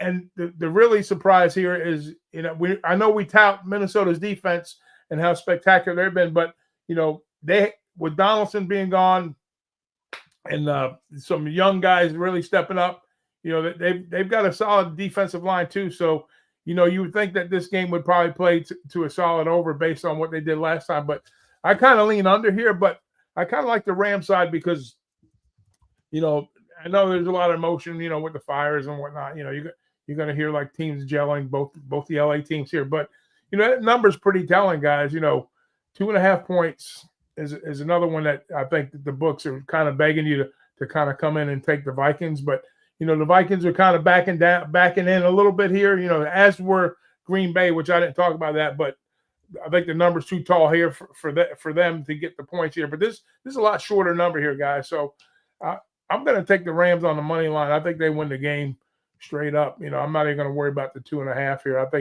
think we'll see, back and forth, but it's going to be a lower scoring game. But I think the playoff experience with the Rams on the offensive side, both teams are up, spectacular defensively. But I think the big edge goes for me for the offensive side. Even though as explosive as Minnesota's offense can be, they haven't been getting the respect. I get that part too. And when Darnold is a little bit off, he has a tendency to throw some picks and get sacked too. So I like the Rams here, and I'm going to take them on the money line. Plus 125 or better if you can get it. We can get you slightly better, plus 128. That gives me more confidence here. With the voided action, I'm deciding now exactly how to handle the Rams. Rams plus 128 for Ragu, over 50 at minus 112 for Commanders Bucks. Barkley over 10.5 receiving yards at minus 115. First half Packers plus 157 and full game plus 5.5 at minus 115. Then we have Sutton anytime touchdown at plus 163. Bills team total under 28.5 at minus 115 and the first half under 24 at minus 121. The big Ragu back in business with baby. us. Please support our guy on X. It's so great to have him back in business. I'm going to pop Ragu's X handle here in the chat. Thank you so much for rocking with us. We miss you, man. Here is Ragu's X handle. Please support our guy. Ragu, any last words for the Capper Sport in the show? Hey, we'll see you in 2025, more regular, and can't wait to hang with you guys in San Antonio.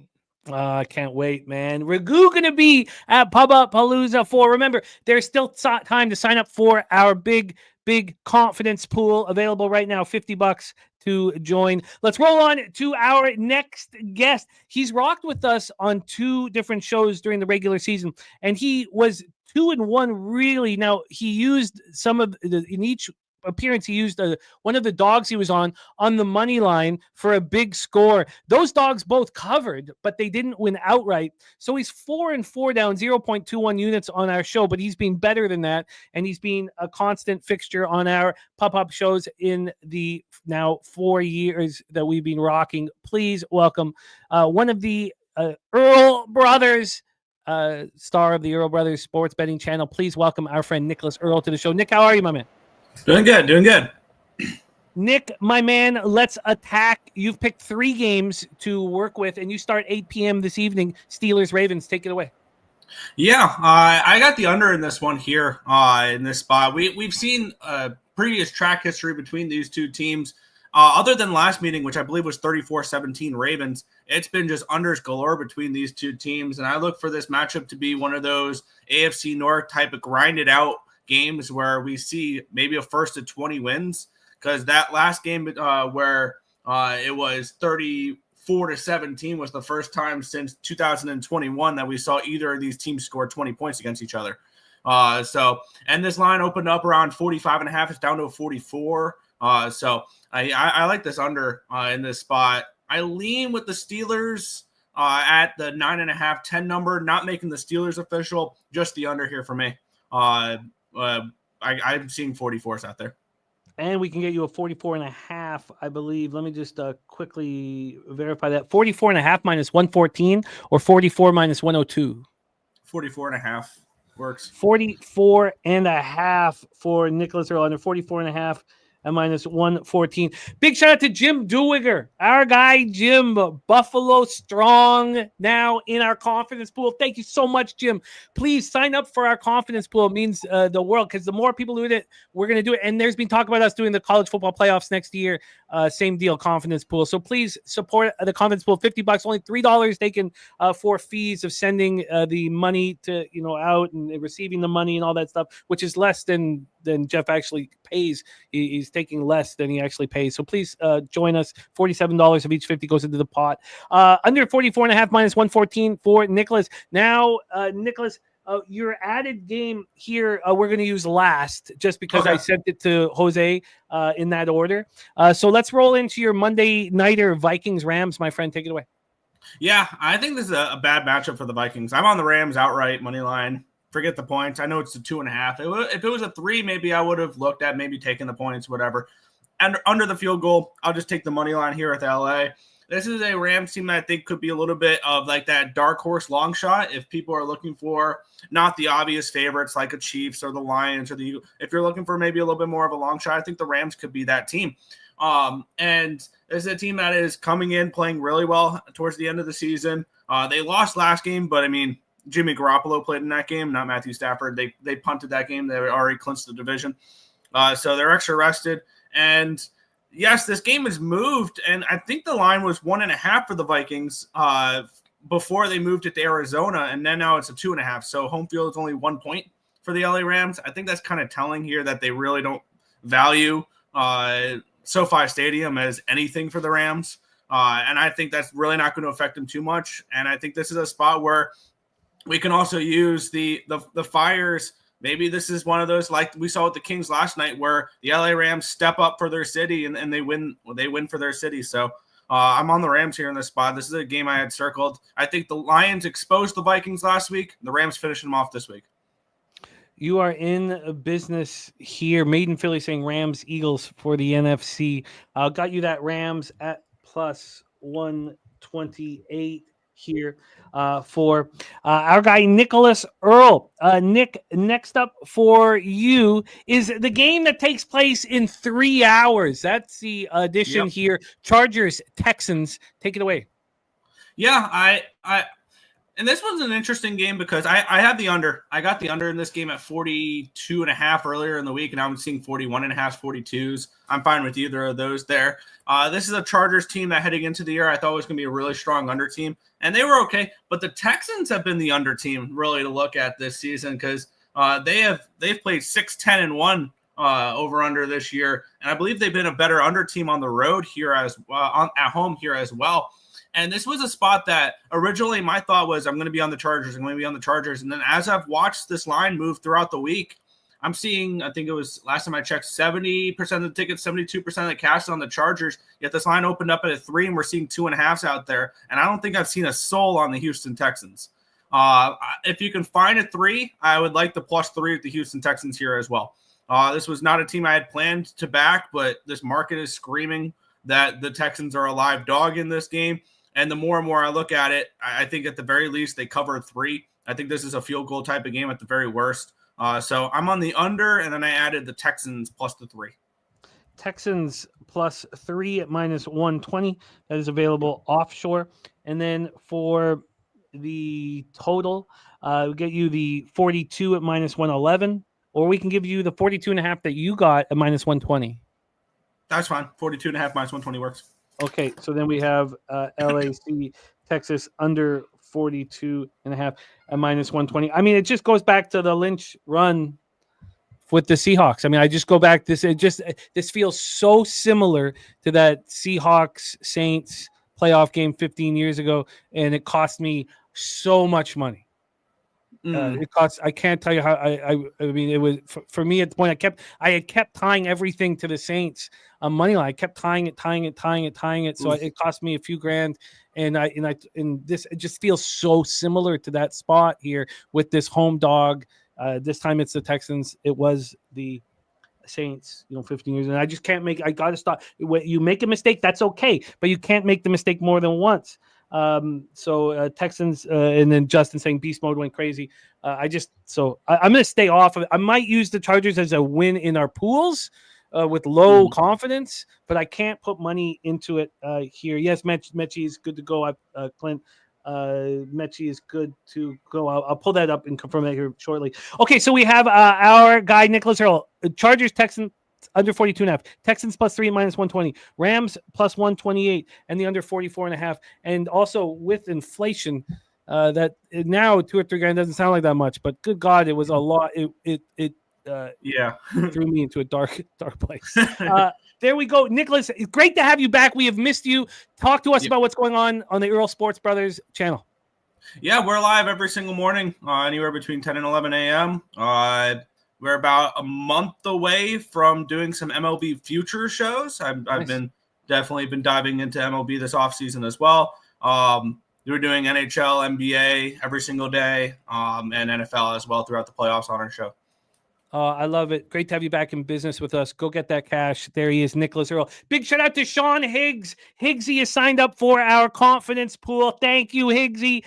We're climbing, man. We want at least 50, and we're on the way. So please help us sign up. And if we get enough people, we can do the college playoff confidence pool next year, as well as this one. Excellent stuff. Thank you, Mr. Sean Higgs. We roll on to our next guest. He came and joined us on week 12. It was his first appearance of the season and smashed 5-2 plus 3.3 units. He gave a lot of it back in week 13, and we haven't had the opportunity to rock with him since. He's been invited, but he's being busy. He's here to rock with us right now. He is our star hockey and golf capper on Pub Sports Radio. He'll also be rocking with us at Pubapalooza 4. What a guy he is. A great friend of the channel, great friend of mine. Please welcome from Bell Vegas, Ontario, Mr. Goster in the house. Goster, how are you? Doing well, Jimmy. How you been, brother? Been a minute. How about them Broncos, brother? We're close. We're close. +8.5. Disrespectful. I don't know. I don't know. I know. Look, I'm on the Broncos here, and there was a 7.5 offshore at -110 this morning. Let's get right into it because we're going to close with your Broncos. We are going to open with Chargers Texans. This game pops off in 3 hours, 2 hours and 58 minutes till playoff football. Take it away, Goster. You're playing at Energy Stadium this afternoon. Well, yeah, first one of the day here. Everyone in LA, hopefully, fires are brutal there. The going over to Houston here, hopefully can get their mind off the game a bit. But you got Palmer out for on receiver there, guys, for the Chargers. They got a couple other guys here. I'm seeing Taylor, their cornerback's doubtful. Any update here, Jimmy, on Dobbins and Quentin Johnson? Good to go. Quentin Johnson, very good to go. He's totally fine. Dobbins, good to go. They are both full participants, ready to rock. That's huge here. I'll get into it here just in a second. But yeah, just some of those injuries on the line there. And then Perriman, I expect Perriman to be in too. But then on the other side here, quickly, Houston, pretty much healthy. They got their mainstays in there. We're missing some receivers, obviously, and those two guys out for the year. But Mechie's questionable. Their tight end also is out. But some stats I want to get into here, guys, in this game. 3rd down conversion rate, Jimmy. That's something I'm looking at here. And offensively, 10th in the NFL for the LA Chargers. First, though, in the NFL on the road. Converting on 3rd down on the road. So that's huge in my opinion. And then defensively, these guys are 2nd in the NFL, stopping teams converting 3rd down. So it's going to be tough, I think, for Houston. With that being said, I think they have more weapons right now, though. I was just looking at the depth chart for the Chargers here, guys. Yeah, they're going to have Dobbins and Johnson back, but Lad McConkey is going to be heavily relied on. And they got a number 1 man in Stingley Jr. is a Champ Bailey Bronco guy here. Stingley Jr. He's one of their top NFL corners right now, I'd say, for Houston. He'll be on Lad McConkey, I think. So take away one of their number 1s. That's going to rely heavily on J.K. Dobbins, and it shouldn't be too tough for him. I'm just seeing here. This isn't without. This is without their linebacker there, who's suspended for 3 games there. Slipped my mind there. Aziz there. He's going to be back, but this team is 31st, 27th defensively stopping the rush, and then 31st offensively at home rushing the ball. So not a lot of rushing going on from this team, stopping the ball and running. That's with Mixon. I do think if you want any props, guys, I would be looking at. I didn't bet this, Jimmy, but I would be looking at Dobbins if they're going to rely on him. Gus Edwards as well between those two backs, but I think it'll be a lower scoring game. I do think the defenses will play well here. I don't know how much they're going to rely on Dobbins here, but I think no team's going to hit 25 points, guys. Plus 100, first bet of the card here. Just the injuries here, the defenses. I listed those third down conversion rate too for the Chargers. It's going to be tough for Houston. And then Houston on the other side, they're 10th. Getting Aziz back to their linebacker, that's only going to help this team. So I think it'll be a lower scoring game. And I think Fairburn, their kicker for Houston, guys, look for this guy to a lot of field goals from Houston, just listing off those conversion rates. I don't think they're going to get a lot. They should be close, but I think the defense will hold for the Chargers. So since October the 6th, guys, he's had at least 2 field goals made all the way up till the 21st of December. So I think they're going to go back to that, especially a team like the Chargers defense. So over it's a bit of juice here, Jim. Over 1.5 made field goals for Fairburn, minus 150. And then listing off those receivers there, the banged up receiving core for the Chargers there. I think Will Disley, I think he's going to make an impact in this game, Jimmy. So I took a little same game parlay with him, over 2.5 receptions and over 25 receiving yards, minus 141 on Will Disley there. I think he's I got his numbers here against the Raiders last week. He had 42, 6 targets, 5 catches. And then in this indoor facility there, they played against Arizona. That was his career high, eight catches from 11 targets, 81 yards. I just think that's where they're going to have to go. I think they're going to have a lot of check down. So look for Disley, the tight end for the Chargers, also to have an impact. Disley over 2.5 receptions and over 25 receiving yards. What was the juice on that? Minus 141. You're locked in. Fairburn, Kaimi Fairburn, over 1.5 field goals, minus 150. No team to get to 25 points. That's at even money. Our guy Goster firing 3 shots on game 1. And then we go to his Denver Broncos. This is the final game on Goster's card. Broncos, Bills, Highmark Stadium, Orchard Park, New York. Now, snow showers are listed for the game. And, with the lake effect, even when it says 3%, 5% precipitation, there's still a big chance that there'll be snow. I'm expecting snow, but the wind's not too bad. It's not too cold. Take it away here. 2 very healthy football teams. Troy got the 9 on the Broncos. I got the 8.5. What is Goster doing? Well, I'm with you guys. I got 9 minus 112, Jimmy. That's going to be the first play. I just think that's too many points here. A couple times against the Jets, I know early in the season we were 7.5 dog on the road. Against Tampa, we were 7.5 dog on the road. Covered both of them. Actually won both of them in those games. So I do think we can cover this spread. Yeah, it's a lot. It's going to come down to 17. I've been hearing it all week, and I do agree. It's going to come down to the fourth quarter and us having to stop them. Found a random stat though. I don't know if this is true or not, guys. Our coaches, I think 30-12, Jimmy, against bald coaches. Don't know if that's true or not, but just saw a stat there. So we do like that going up against McDermott. So 30-12 for old Sean Payton. But no, really, guys, in this game here, defensively, are rushing the ball defensively. We're 6th on the road. We're actually get better offensively, rushing the ball too, 13th on the road. We got 3. It's tough to say which running back, but I think this is going to be the guy we're going to want to focus on. It's going to be McLaughlin, Jimmy. He's the speed back, guys, coming out of Youngstown State. Had like the career rushing record, I believe it was 4 years there. So 5'7", but this guy's a speedster. I have longest rush over 12.5 minus 110, Jimmy, on McLaughlin here. Look for him. They're going to have to get the run game going if they want to beat this Bills team. They can't become one-dimensional. This Bills team's getting a lot healthier. Not nearly as many injuries as the last game here. Just the tackle for us, Crum, he's going to be out. And then Batty's questionable running back. But Bills are completely healthy, so we're going to have to run the ball. Look for McLaughlin to burst at least one. He's had, I got his numbers right here, 12, 13, where are we here? 12, 13, his longest rush. I'm listing this off here, guys. 21. He's going to get it. He's going to get one here, Jimmy, in my opinion. And on the other side, we've been very explosive with Knicks. Look for Knicks guys to have a long completion. If it's going to be Mims Jr. or if it's going to be Sutton, Jimmy, it's over 35.5 minus 115. But the explosive plays have been, especially going up against Allen, where he's going to have to match it at some point in this game. So I think Nix is going to be able to complete a deep one here over the secondary of the Bills. So that's going to be the third play of the card there, guys. Nix longest completion over 35.5 minus 115. Tied in with Jaleel McLaughlin, longest rush over 12.5 yards. Broncos +9. Now that's minus 120 available right now. The 9 minus 120. Okay, it moved. Okay, it must have moved there. This was about an hour and a half ago. That's so. Yeah. 9 minus 120. But yeah, if so, that's what we can give you now. But if you can look and see if it's still minus 110, let us know, because that's minus 120 right now. Okay.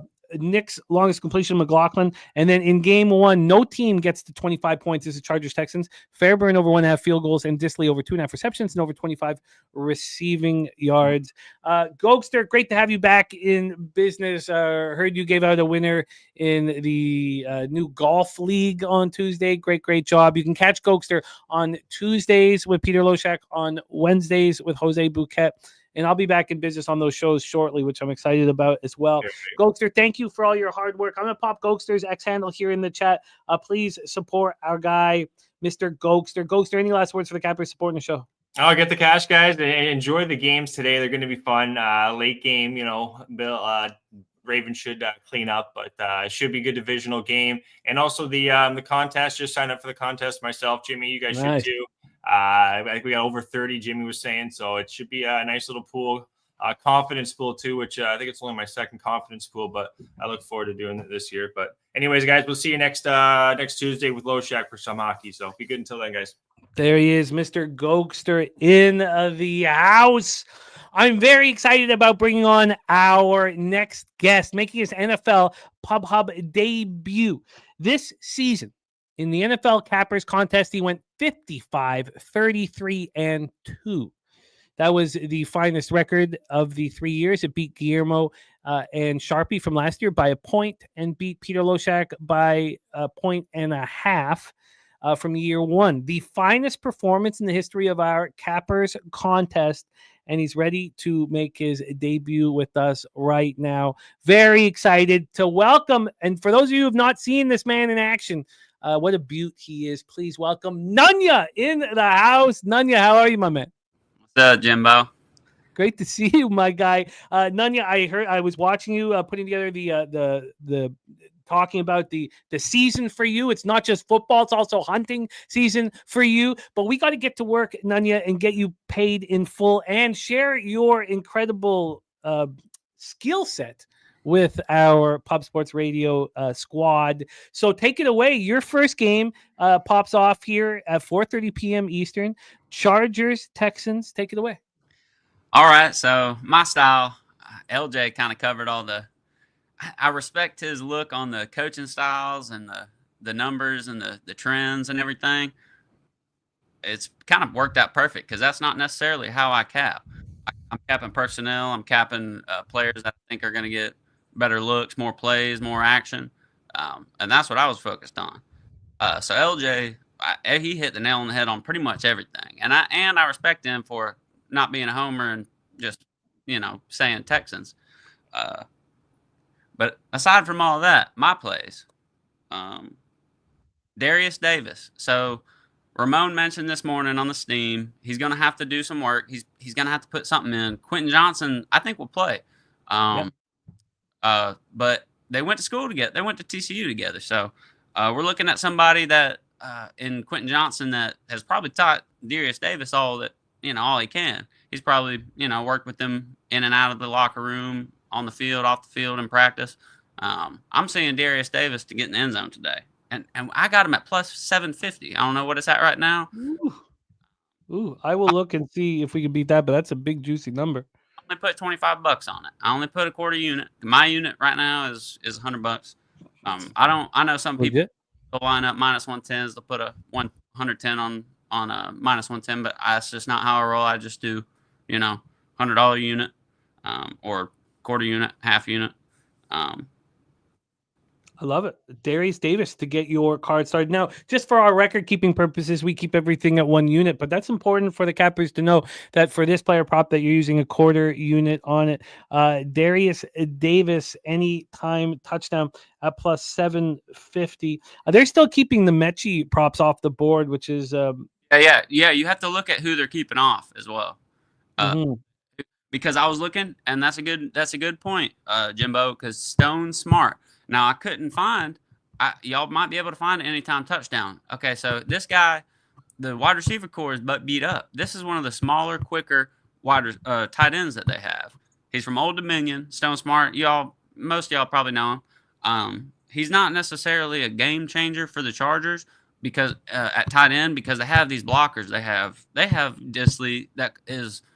He's a game changer, but he's really just a better blocker. I know Disley's been getting a lot of receptions, but he's a beast blocking. That's how he's going to be used today is blocking, as well as Hayden Hurst. He's going to be used as a blocker, and he's going to Hayden Hurst probably get a couple pancakes today.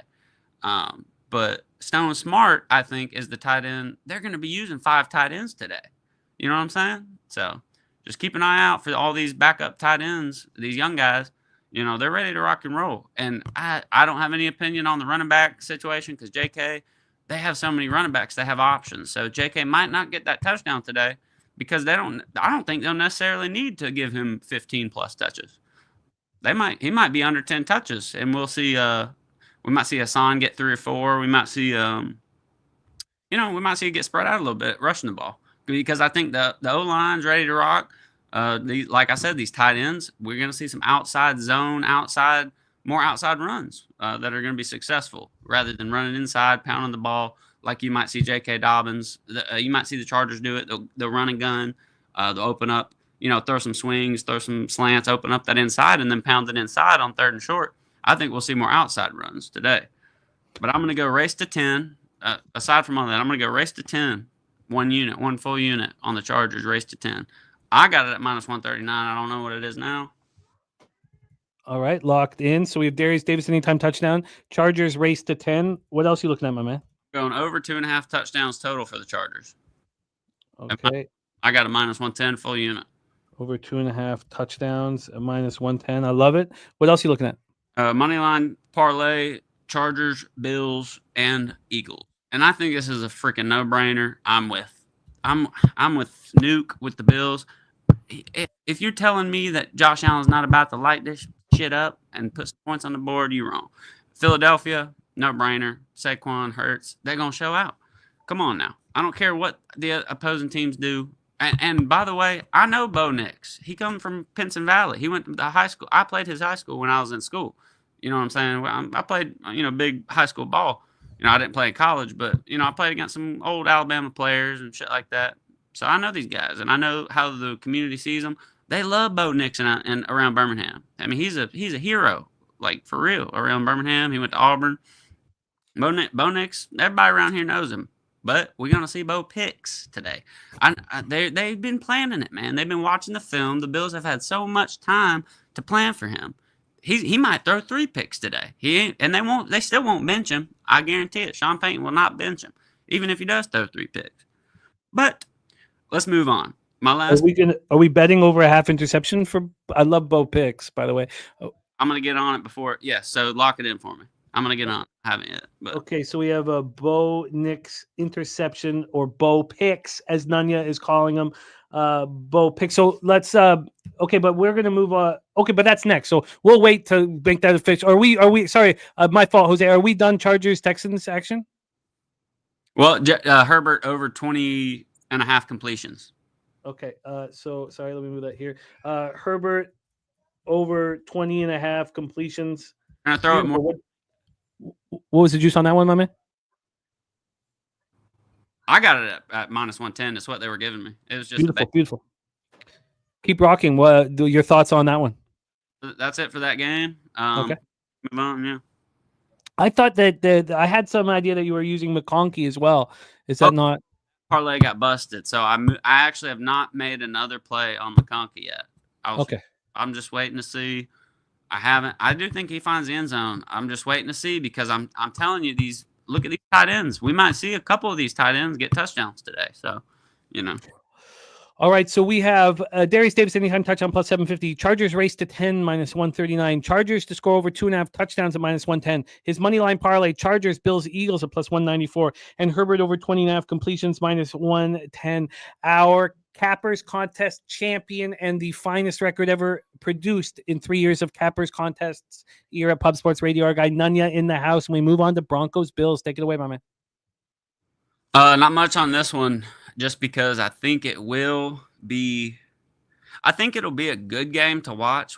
Probably one of the most entertaining games we've seen this year, but I don't think it will be a competitive game. I don't think the Broncos ain't gonna quit. Sean Payton don't quit, so it's gonna be weird. Even if the Bills get up 21 late, Broncos gonna be fighting. But I think you'd be slacking if you don't just go ahead and play Bills money line, throw it on your parlays with some UFC. That's what I would advise, because I truly believe the Bills will win the game. I'm not taking a spread, even though you see my record on the spread. But like I said, I'm open and honest with you guys, because y'all are the only ones that I care to share my action with. Respect. I don't necessarily bet all these spreads. I'm betting money lines, man. And I take parlay. I build parlays. And I'll throw the money lines. I'll make money line parlays rather than just throw $100 on the one single spread, be sweating it into the fourth. Because you know how NFL works. We've all been watching NFL a long time. I'm only 29 years old, but I've been watching the Chargers since before Phillip Rivers. But I'm gonna take Cook anytime. I'm gonna tail Nuke on the plus. What do you get? Plus 425, 2 touchdowns. I'm gonna take that. But I have a parlay. That is LA money line, Buffalo money line, Philadelphia money line. I did that parlay at plus 150. That's locked in. And then I added to that parlay. I know people say you're crazy, doubling up on parlays, but I love that parlay, money line parlay. And I'm gonna throw my 2 favorite player props of the day on it. Cook anytime touchdown. Well, of the weekend. Cook anytime touchdown, and Herbert over 20.5 completions. I think Herbert should have 24 to 30 completions tonight. I think 21 is easy fucking money for him. I added all those 5 together for a plus 675 myself. I put half a unit. I put $50 on that one. So I love it. I got. I love it. Or guy Nunya in the house. You're going to see a lot more Nunya on the channel. What a phenomenal performance he did. And when you opened up the Pub Sports Radio package a few months back, that was my favorite moment of the entire 2024 on Betting with the Bag. You're a class act and a lot of fun to rock with, Nunya. So Nunya, and now that Chargers, Bills, Eagles moneyline parlay is even better now. So you can get that at plus 194 right now. He's tied that parlay together with Cook anytime touchdown, Herbert over 20.5 completions. Then the only other question I have for you, Nunya, is: are you making Cook anytime touchdown and the 2 touchdowns? Are you making that both official? I'm about to put. I'll probably put 25 on the 2 touchdowns. But for our record-keeping purposes, both are official. Official for me for the 2, but anytime touchdown 1 for sure. Okay, you're in for that Cook anytime touchdown as well. By the way, Bo Jackson will be at the Bills-Ravens game next week in Buffalo. Bo. When you show my record, you're going to see average lines that are a little bit juiced. You know what I'm saying? But it evens out with my parlays. So, I'll play single bets that are minus 200, minus 220, minus 225. Parlay. That parlay, by the way, plus thank you so much for doing that. That parlay with Cook and Herbert, our guy, Dust 10. Thank you, Dust 10. That's huge. I wanted to do that, but I was concerned about time. Plus 772 right now because as the lines have changed. So you're getting plus 7. Thank you, Dust 10. I just feel this vibe, and you can tell by Dust just looking to find you the best line available that there's just such a good vibe in our community, and you're a big part of it. And you've got nothing to prove. Your average line and how you gamble is interesting and exciting for us. You just proved everything in the Cappers contest. The finest performance in 3 years. You got nothing to prove to us. us, man. You got our respect, and we are all ears when you're talking sports. And I cannot wait to share a beer with you at Pubapalooza 4. Our guy Nunya, our Cappers contest champion, right here in the flesh. Couldn't go to a better guy, and richly deserved the finest performance in our 3 years. So now we know the bar is being set by Nunya. Nunya business in the house. Nunya, thank you for rocking with us. I'm going to pop your X handle here in the chat so people can follow you and rock with you. Any last words for the Cappers supporting the show? Keep supporting, man. However you can. You know, we're all working together. We're doing this. We're in this together, and we all trying to make some money. Let's help each other out, and y'all have a good day. I will say, I could shout out everybody, but it's too long a list. Y'all so good. But Jose, I think you got a clip for me. I don't know if you played it already. What's up, kitty? What's in the bag? What's my stuff? You got more stuff now than when you left. What's in the bag? Nunya. Nunya? Nunya business.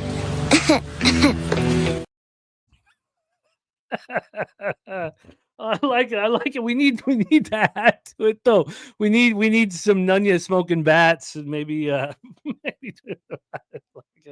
like it, man. I like Nunya a lot, man. That guy's money in the bank. Our guy Nunya in the house. All right, let's roll on to our headliner here, closing up this wild card show. He is the star of the Morning Steam show 7 days a week on the Sports Money YouTube channel. A great friend of the channel, a great friend of mine.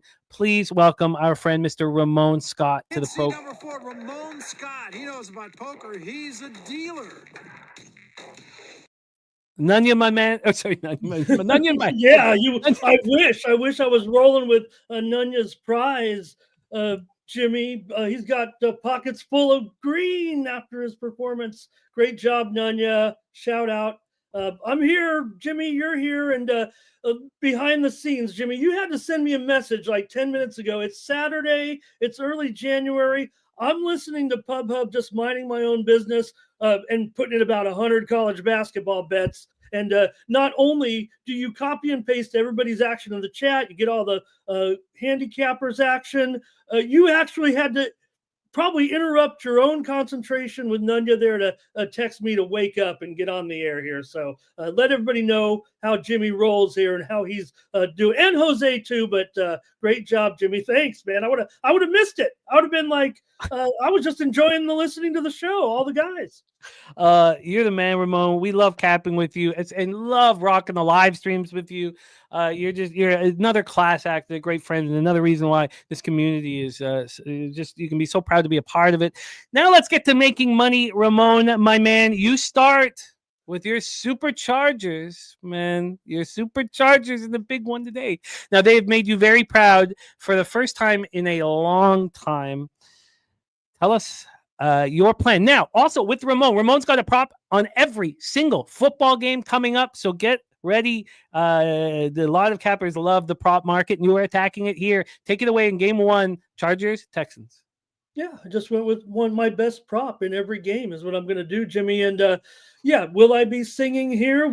Maybe LJ and I can do one of those bets where I have to send him some Southern California Mexican food maybe, or I can get some food from Houston. But nonetheless, Chargers make the playoff. Jimmy, remember one of the first appearances of the season, my first appearance of the season, I came in here touting how I thought the Chargers would be much improved this season. I think that definitely has been the case here, proven here as a playoff team on the road as a favorite. That's kind of a surprise here, but we know the Chargers are kind of arrow up and Houston may be tailing off here a little bit, but can Houston kind of get back to what works for them? It feels like for me right now. And I think the one thing that the Chargers have kind of slipped here in the last couple of weeks, watching this team anyway, look, they've had great defense, and I was talking about a good defense, I'll say. The numbers would show that they might be better than they are, if you will, and maybe they have tailed off because what we saw from earlier in the season here in the last 4 or 5 weeks, I talked about the rushing defense of the Chargers this morning on my show, but really over the last 5 weeks, the stats have declined for the Chargers rushing defense. And I think if Houston's going to give a chance in this game, it's got to be with Joe Mixon here. Jimmy, you heard what LJ said about both teams establishing the run. We know that has to be the case, especially for Houston to kind of free up and let them get back to what they do best. Now, look, you say they're all healthy. We wish Houston was healthy with their receivers. Really, we mean in the short term they're healthy and they got their guys in there. But I think they have to get back to Joe Mixon and that stretch that he had when he was hot mid-season. Remember, he came back from that 3-game absence and he was blistering there for 6 straight weeks. Well, 5 out of the 6, he had really incredible games, really that whole stretch. And then since then, it's been a gradual decline for the last few weeks. And look, he exited the game early last week just to be ready for this game. And look, Pierce went off, but that's not going to be the case today. I think they have to use him more exclusively as a RB1, and I don't think you're going to see that much Pierce this week, even though he was terrific in that game in the reserve role, stepping in there after Mixon left. So I'd expect nearly 20 carries from Mixon here today. I know he's really popular on the ATD markets here, and that may be the case, but I think with Derwin James certainly going to be able to muscle up on Schultz. It's going to be really tough for them to fit in the tight end. And, with Chargers certainly to double Nico, I'm going to put Mixon in there. I was going to go with his rushing yards because of I expect 20 attempts or so. As a prop is like 17.5 on rushing attempts. I think he'll get over that. But I think they will throw him the ball because I think Schultz gets muscled up by Derwin James, and then the double comes in on Nico. So I think Stroud uses Mixon in the passing game a little bit, and I've got him over 94.5 rushing and receiving yards here. Since week 10, the Chargers have allowed the 4th most rushing yards per attempt, so I think he'll be able to carry his load in the running game and then throw a little more yards in there in the passing game. I'm going to take him over 94.5 rushing and receiving at minus $1.15. And hey, Jimmy, 3 points on the road, that certainly feels tough in the playoffs, especially maybe Houston does have a little bit more experience right now in the playoffs. Been a couple years for the Chargers. I know both teams would like to grab a win here, and I hope we can get it out. Just like LJ said, we're going to be rooting for our teams, but I think we're both a little nervous about what's about to transpire in the first game here tonight. I love your the schedule of your action with a prop on each game, but is the market really concerning for you on the Chargers? The public on them, 70% of tickets and cash, and yet this is clearly moving towards the Texans. And as Nicholas was saying, he hasn't seen anybody on the Texans. We do know that Marley, who's had the best season here on NFL Pop Up and was second last year, is on the Texans. Does the market scare you? Because it has scared me. No, well, I don't want to go with it saying it's an emotional hedge, but I did take the Texans as one of my better plays here today for sure. Just grabbing those points. Maybe we can win it by 1 or 2. Maybe it does feel like it'll be a good game, a close game. And I know someone mentioned earlier, just bizarre that Houston always plays in this game. I wonder about some familiarity or comfortability for the Texans continuing to play this same game every year until they kind of get it right. It feels like they've been right a couple times for sure, but it does feel like the Chargers, maybe this is the first step in a long-range plan for Harbaugh. Yeah, you'd like to get out there and get that first playoff win. They are a surprise, as I guess, just to get here from the preseason. Whether or not this has to be sharp action, then if you think there is a serious move here, it does look like there is. Certainly seeing some 2.5s here earlier today, earlier in the market. So, yeah, I'm a little nervous for sure for the Chargers. But I do have that Harbaugh, I don't know if you call it magic or whatever, right? I'll take my chances. I think I have an advantage, certainly in the coaching department. I think where the Chargers are going to kind of lack today is that offense. Look, Johnston was great. I was floored by that game. I've been on here making fun of him for a couple of shows, Jimmy, and he really busted out last week. Maybe they needed it, maybe they didn't, right? He came up with a pretty big effort here, but Chargers are going to need balance, and it can't be overstated, right? They brought in Zeke. I know Zeke's not playing. I know that. But what happened this week is to keep Dobbins and Edwards kind of rested. And, yeah, they're nursing a little bit of injuries. They actually used Zeke as the practice. He was starting at running back in practice because those guys are dinged up as they have been all season. Hopefully they're ready to go and whatnot, but those guys are kind of dinged up all the time. So you just wonder if the Chargers will have enough versatility on offense. Against the Houston team, you still have to respect everything they do on defense. So I'm thinking that might be actually pretty ugly to start here talking about the nature of the game. So Chargers 19-17, Jimmy. Mixon over 94.5 rushing receiving at -115. It was a great answer to the question. Let's roll on to the next spot on the card. We've got a bet on every game here from our Ramon Scott. Steelers Ravens already being set up. How you getting paid? Well, Jimmy, I got to go to the man in this one for sure. Look, Derrick Henry's only gone over in his rushing props in 10 of the 16 opportunities. We know he kind of took one off there, but right now, really, in the games he's been in there pretty strong here of late. 3 straight 100-yard games, 450 yards total, 162 yards in that game against Pittsburgh just a couple weeks ago. He had 65 on 13 carries in the first meeting, but when you can rush for 162 against your rivals when you wanted it and needed it, I think it's going to be run early, run often for Henry. Mentioned the injury to Flowers. I don't know if it's I think they can work their way around that, certainly here. But look, we've seen Henry in the playoffs, right? Not only here, but talking about his career and how well he does. The average is really 300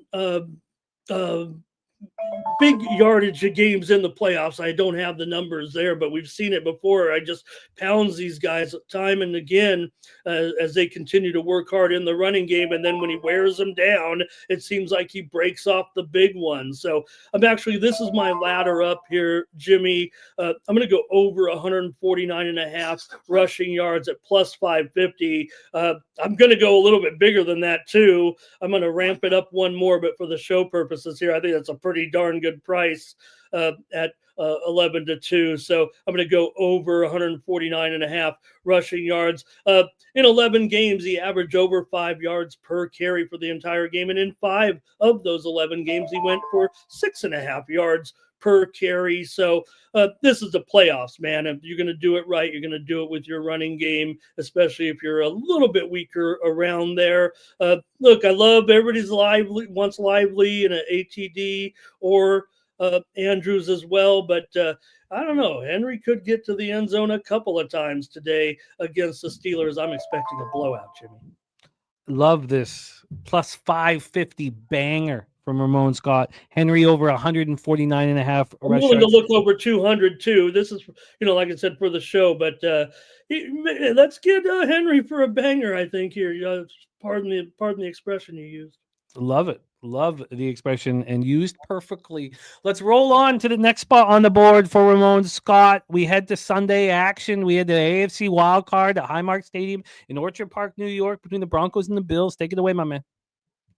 Well, with all due respect to Lamar Jackson, I think the star of the playoffs here coming in is Josh Allen. Patrick Mahomes, his yard, if you look at his big play capabilities, it just really hasn't been there. As great as he is, as awesome as Patrick Mahomes has been, I mean, Josh Allen is the man who really puts up the biggest numbers here in the playoffs. I would think Allen here, just 8-8 in his yardage props this season, but averaging 330 yards in his career in the playoffs.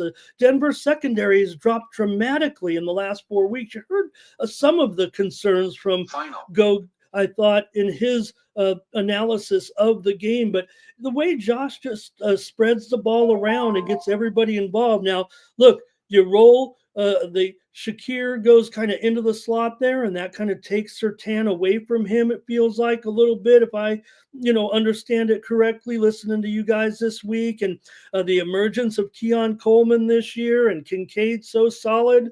I've got to think Allen has a big game here, even against this good Denver defense. They've been very, very good. It's just that the last 4 weeks, I think the secondary has dropped dramatically here right now. So I'm going to go over 249.5 yards at plus 140 here for Josh Allen in this one, Jim.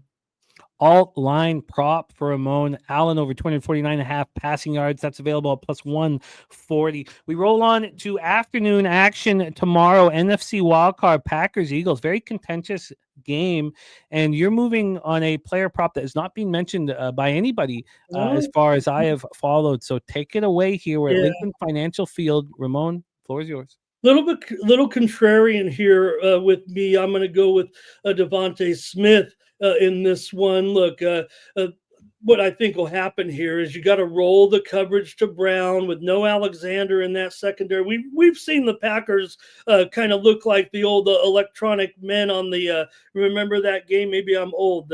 You turn on the electricity and the guy'd run in circles. It feels like that's what the Packers sometimes get involved with in the secondary. Green Bay runs that zone coverage a little bit, and that may favor Brown actually. But Brown, Smith, and Goddard, they've only appeared in the lineup together 3 times this season. Now, it could be argued that it doesn't matter. They don't even go to Goddard half the time anyways. But I would think in this matchup, they should get it to Goddard a little bit. Whether or not that frees him up, I'm not sure. Talking about Smith here, whether or not that frees him up, I'm not sure there. But look, like I said, you got to roll the coverage, I think, to Brown. Smith, last 4 games, 79 yards receiving, averaging 8 targets, 11.7 yards per reception there. And, I think over 69.5 here is very, very reasonable for Devontae Smith. I actually like the Eagles to take care of business here and maybe even get this number. And I think they will be able to roll something up here.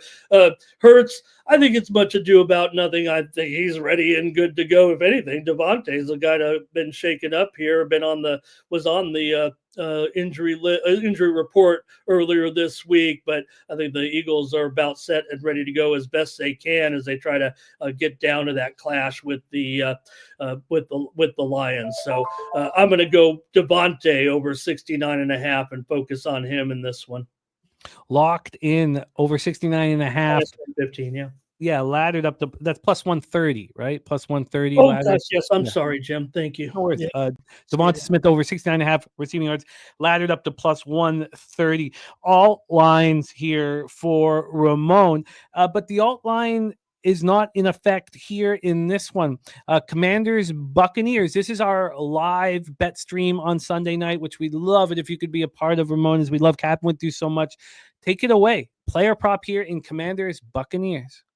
Yeah, well, I'm looking for the breakout star of the playoffs. We already know this guy's kind of a star, right? But he hasn't really hit the, mainstream. It feels like, sure. I mean, gamblers know, maybe hardcore football fans know, maybe even casual fans know Bucky Irving and his numbers here right now and the way he's going. 3 100-yard games in the last 6 weeks of the season. He burst kind of onto the scene. Remember, White was the number 1 running back there to start the season, and Bucky had 76 yards in that first game. And, he's going up against Washington run defense, pretty weak for sure. But one thing I really like about Bucky, he's second in those yak yards by running backs anyway over the last half of the season. And he went over his rushing yards in 13 of his 16 lined games this season. So it looks pretty high at 115 rushing and receiving yards, but I think everybody knows this guy's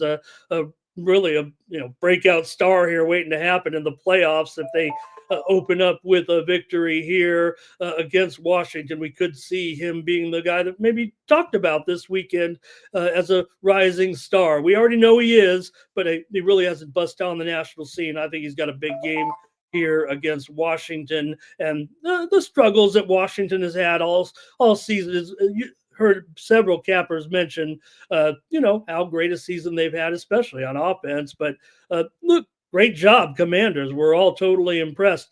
The Buccaneers, Jimmy, they have experience, and they get to this point every year. They win the division every year. They are a playoff tested team. So I'm going to take Bucky to have a pretty big game here, go over 115 yards rushing and receiving. Bucky Irving, 4th round pick out Oregon. Well, monster season he's been. Over 115.5 rushing receiving at -115. Really, really impressive drafting by the Buccaneers over the last couple of years to keep them ready to roll despite, the transition from Brady. They're just a very, very good football team. Let's talk about Vikings Rams. Final spot on the board, State Farm Stadium in Glendale, Arizona. We'll be live for Monday night as well. We have a laddered prop. We have our guy Ramon going for a big, juicy score. Take it away. Yeah, I'm playing, some marquee players for sure, but this is the playoffs. I mean, this feels like the time that I want to do it here. So in the Minnesota game against Los Angeles, I think what we heard from Clint is exactly right. There was some talk, the tickets got scooped up pretty quick, believe it or not, for the game. They sold out. 50,000 tickets went pretty fast, but most of them were bought up by ticket sellers, actually, as they try to get the handle on redistribution, if you will, to those snowbirds, because we heard that, the first cracks were with the Rams and the Cardinals, and then came the others. So what happened is the ticket sellers kind of came in and said, we're going to sell to all those Minnesota fans. And look, yeah, maybe I'm a Chargers fan, so I'm used to not having a home crowd. The Rams, they do have a little bit more support at home, but the Vikings are one of those teams that do travel. Even if they were in LA, they were going to make their presence felt, but maybe even more so now. I mentioned in the chat at the beginning of the show that the Rams 9-1, interestingly, don't Jimmy, in Arizona against the Cardinals. They've actually chosen to take the visitors' locker room this week because they feel so comfortable in that locker room. But nonetheless, here, the Rams do allow the 6th most yards per game to wide receivers, and I expect a lot of targets here for Justin Jefferson, the superstar. He's off that low output, no doubt about it, in that big game against Detroit. So mostly just a bounce back here against a defense I think he could handle. Look, the Rams' young defense looks pretty good. If they keep this up and they got those star receivers, maybe they can grow a little bit here. And look, they're still, the line's moved a little bit more towards the Vikings here with the site change, but I think they're still going to be in this here. They earned the right to be the designated home team anyways, and in turn, meaning they were the slightly, because of their status we know Minnesota's had a great year and a great defense. But back to Jefferson here,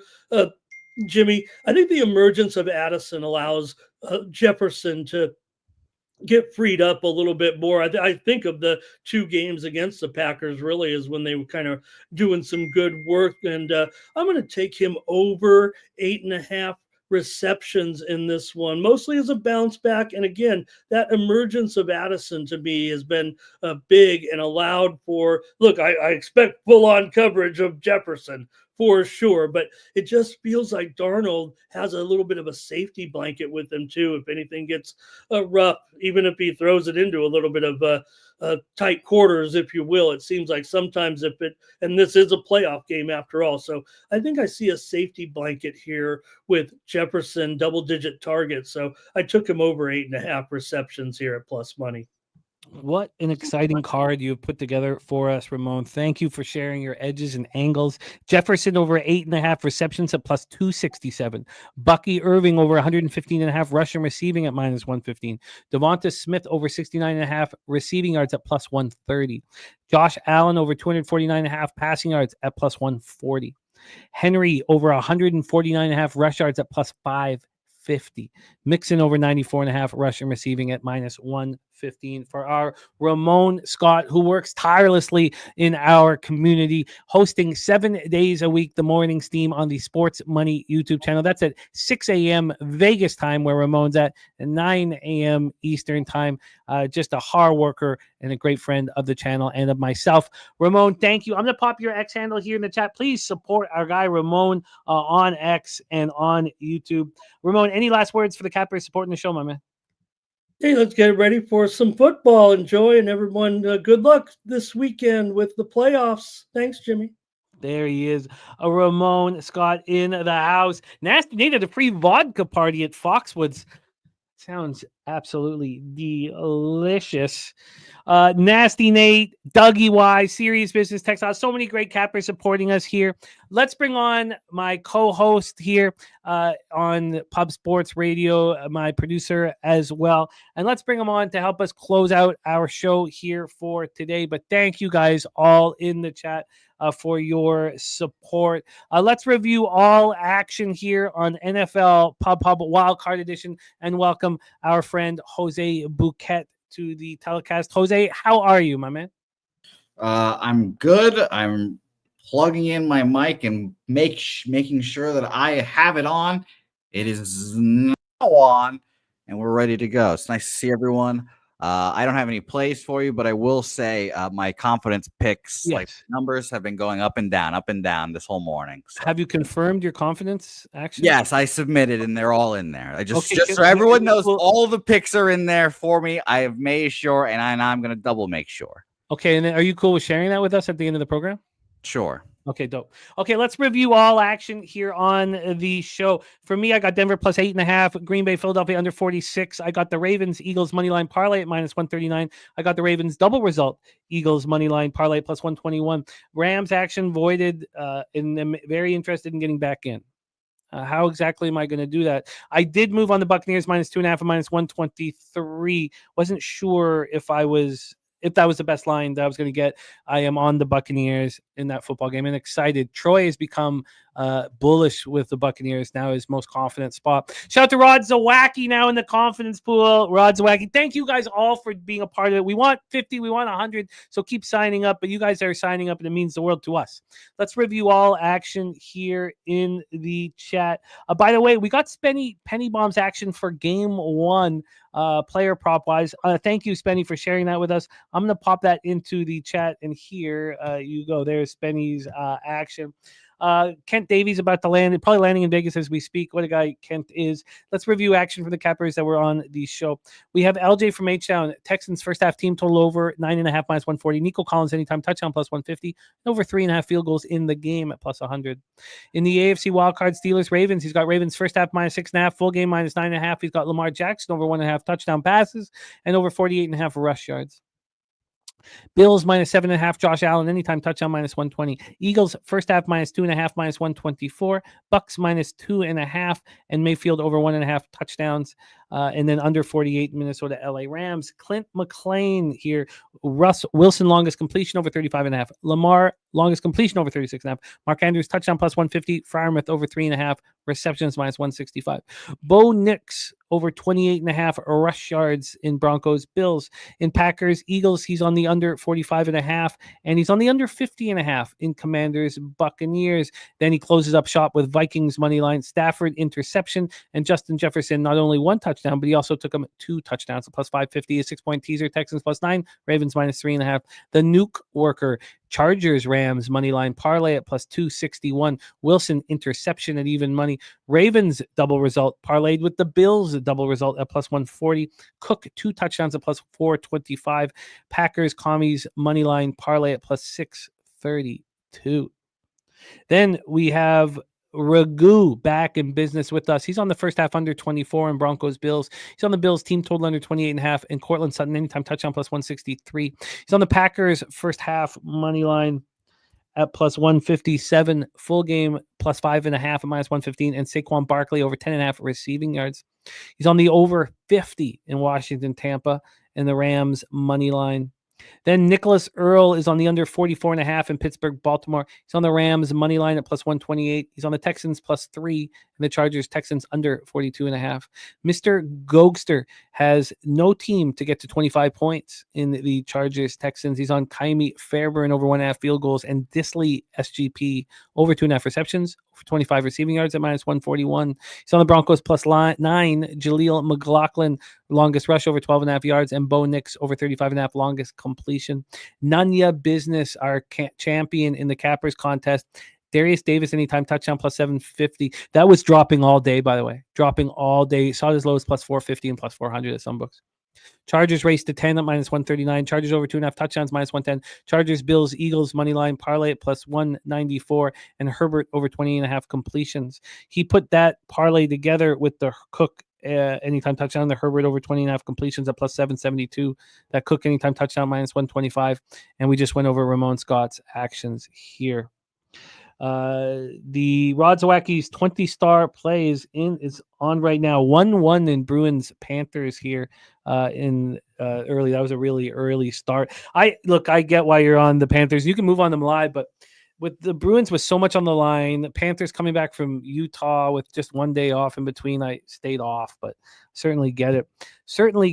Jose Bouquet, the confidence pool. You still have 2 hours to join us in the confidence pool, 2 hours to be a part of it. Tell us how you handled it, and let's share the screen and see how you did it. Sure. I think this is going to be my final point setup. I haven't messed with any of my winners. It's only been my points really for confidence, and I think that's what matters here. Obviously chalky, but Bills 8 points over the Broncos. They used to be 13 points, and the line dropping has scared me a little bit, admittedly. Baltimore 13-pointer. I just think they'll roll there, beat their rivals. Lamar Jackson do the whole damn thing. I went back and forth on Houston, LA. That was the only game that I really changed my opinion on this morning.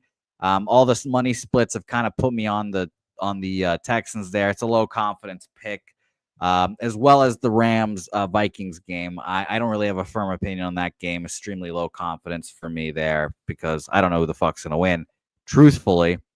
And then Philadelphia Packers. I mean, I do think the Packers win, the Eagles win 6 points there, pretty mid. But the one that stuck out to me the most. I figured everyone was going to be on the Commanders as the public underdog. Action Network kind of reflects that. Shout to Troy, who is also very bullish on the Buccaneers. But yeah, it just feels like everyone was going to pick one dog to win in this round, and it feels like it was going to be the Commanders. Jaden Daniels, they're the sexy team. And I just think the Buccaneers use their veteran savvy and roll them, honestly. So 10 points there for me. I think it's fascinating that the Tampa Bay Buccaneers is your number one spot. I mean, that's your whole tournament's on the line there. Well, they're 10 points. The Baltimore's 13, so I still have. If I lose that, obviously it's a big letdown. But yeah. Yeah, and it was last. Like, I've never been in a confidence pool until last year where somebody could lose a 13 and still get paid. So yeah, I was surprised to see Jeff third place. Yeah, and he lost his 13th pick. There was a lot of upsets last year. I've never seen that before. In fact, I think generally speaking, you lose a 10, you can't win. Yeah, I would say generally, yeah, the top. But I mean, seeing Jeff do it without his 13 was hilarious last year, and seeing it. But I mean, I think that you're personally, if you don't use your 13, 10, 11, 12 in these first two rounds, then if you've got bigger balls than I know a lot of strategy where cappers have saved their 13 for the Super Bowl. Bigger balls than I. Yeah, no, I'm with you. I think that these are the more confident spots, but lots of different ways of strategizing how to handle this. I've seen people use 13, 12, 11, 10 off and 1, 2, 3, 4, 5, like the lowest number. So it all depends. By the way, we are allowing people to get their picks in before the kickoff of that game, just because we didn't push hard enough. It doesn't say anywhere that the picks have to be in before kickoff, and that was our fault. We'll fix that for next week, but we want to be able to peruse everybody's action, but again, it's not that important until we get through the first round. So you have to get your picks in before the kickoff of that game, next week we'll get it in, before, but that was our fault for not clearing that. But everybody get your picks in as soon as you can. And thank you so much, Jose, for sharing your action with us. Jose was last year's co-champion, which was very, very, very impressive. Yep, we have a good list of cappers in here right now. Nasty Nate, Hot Rod. And those are only the cappers who've actually put their picks in. Oh, so we still have people who've signed up that haven't put their picks in right now, but a great group. Yeah, so a lot of cappers in there as well. It's great. We need 50, so please sign up. Alec asking about how to sign up. Alec, you go to the website, pubsportsradio.com. You go to buy, scroll down a little bit. You'll see the big ticket right there. Yeah. Purchase a ticket, and you will be a part of the madness there. And I'll put the link in there so you can make your life easier. But $50 to sign up, make your picks, all winners. It'll be a fun time. Thank you guys so much. Thank you, Jose, for sharing that with us and putting a nice bow on our wild card edition of NFL Pub Hub. All of you guys in the chat, we have nothing without you. Thank you. Alec Dirks, Saturated, Dougie Wise, Dust, and Nunya. What a group. Stir and Co. Rod Zawacki, Pipe Layer, Textiles, ZC33, Spenny Petty Bombs, Man Bear Pig, Robert Franklin, Christopher Tatum, Rez Mob. What a great group. Nicholas Handy, Kirk Gray, Jake, the Fix is in. Thank you guys. Hey, yo, D, Jarek White, Nut Flush Allen, Jim Dewigger, all of you guys. Chill Will. Thank you guys so much for the support here. Muhammad Joma, all of you guys. Gerald Jones, congratulations on your entry. Thank you for being a gold member, and you get rewards being a gold member, and we thank you so much for being one. Nasty Nate, Oldie, Jared TG, thank you guys so much. A huge weekend ahead of us. The fun thing about capping is that every day provides these new opportunities and the excitement level, and it just feels like, it's important to have family and care about family, and family is so important. But other than that, it's just our action brings so much joy and excitement and focus, and oh God, I can't wait. I cannot wait. Got 5 games in the NHL that I love. I've got this football action, and we do it again tomorrow. Live stream tomorrow night. Don't forget our big UFC show this evening and the free contest, $100 to the winner. Jose, take us home, my man. Yep, shout out to all you guys. Saturated. I think the Ravens have won like twice against the Steelers last 10. I don't know, but it doesn't matter because they're going to roll today. Saturated. Wish you luck. Nasty Nate, good luck at your vodka party. Preston mentioning the Locker Room Talk podcast parlay.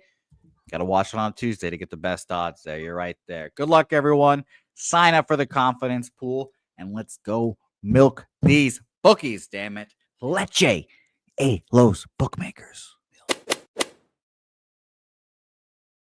The NFL regular season is over. Congratulations to our 2024-2025 Cappers Contest champion, Nunya Business, getting all the money. Congratulations to you, my friend. Couldn't go to a better guy. But competing for cash is not over, because it is now time for our second annual confidence pool. There are 13 games in the NFL playoffs, so you have 13 slots to use. Your number 13 is your most confident spot. These are all straight up, not against the spread. You have to use each spot, 13, 12, 11, 10, down to 1. You can't use the same slot twice. If you cash your number 13, you get 13 points. If you cash your number 1, you get 1 point. The capper with the most points after the Super Bowl wins. The top 10% get paid.